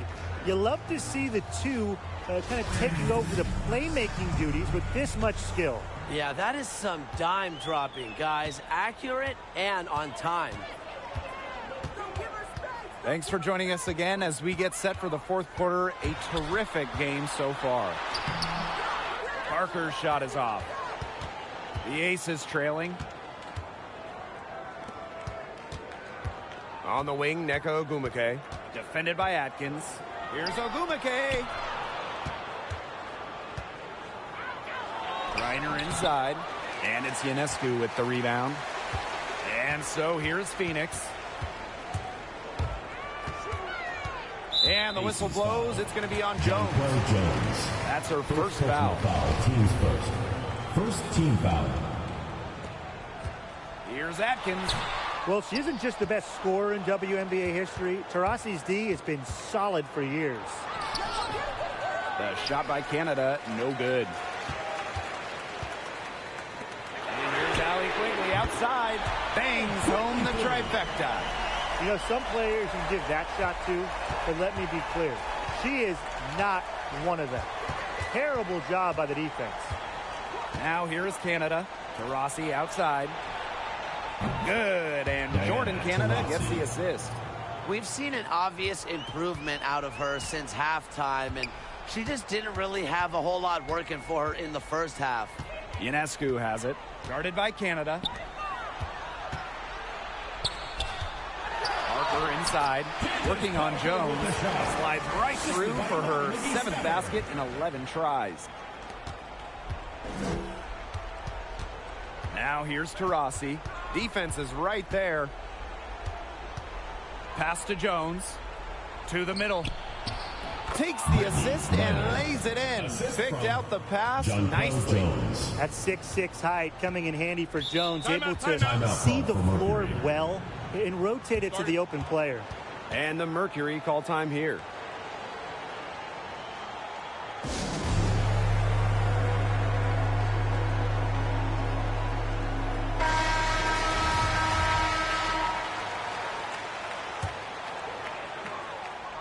We're about 2 minutes into the fourth quarter in this one.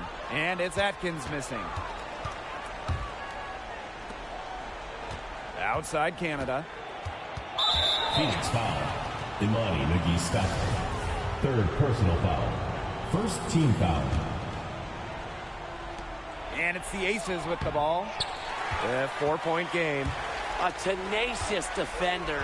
Parker's intensity is what every coach in the league appreciates. Back to Atkins.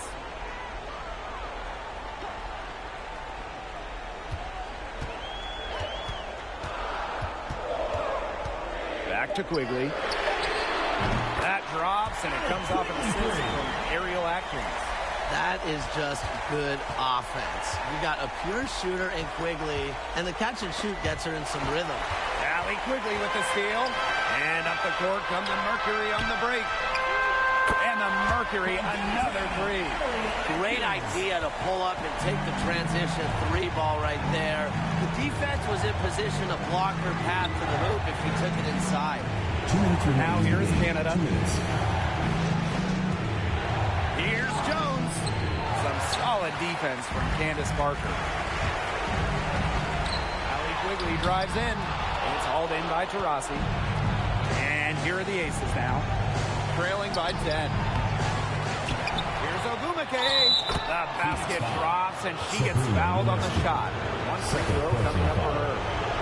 Tremendous strength shown by Ogumake. One of the many reasons she was the top pick of the 2012 draft.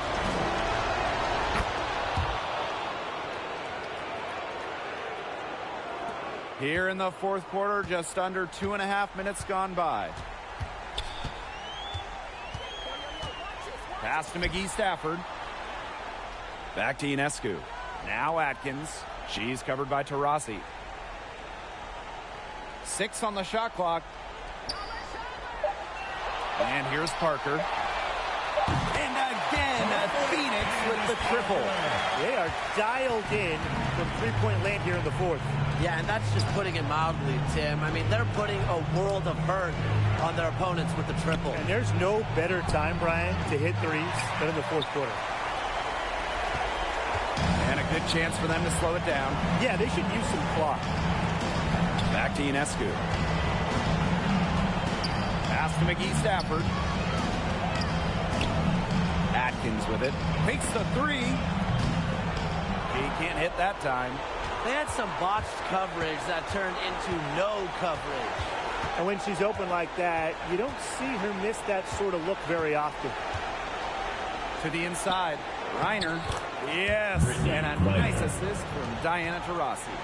Constantly looking for the open teammate. And really, that's one of the many reasons why players love having Taurasi on their team. Now, here is Ionescu. Parker inside. Guarded by Jones. Just 1 second between the shot clock and game clock. Outside Quigley. The shot, no good. And so it's Phoenix with the W. A confident win and one where they clearly showed the greater effort. And they put on a show here at home. I think they had and felt like they had the edge and that extra confidence. So that's going to do it for this one, folks.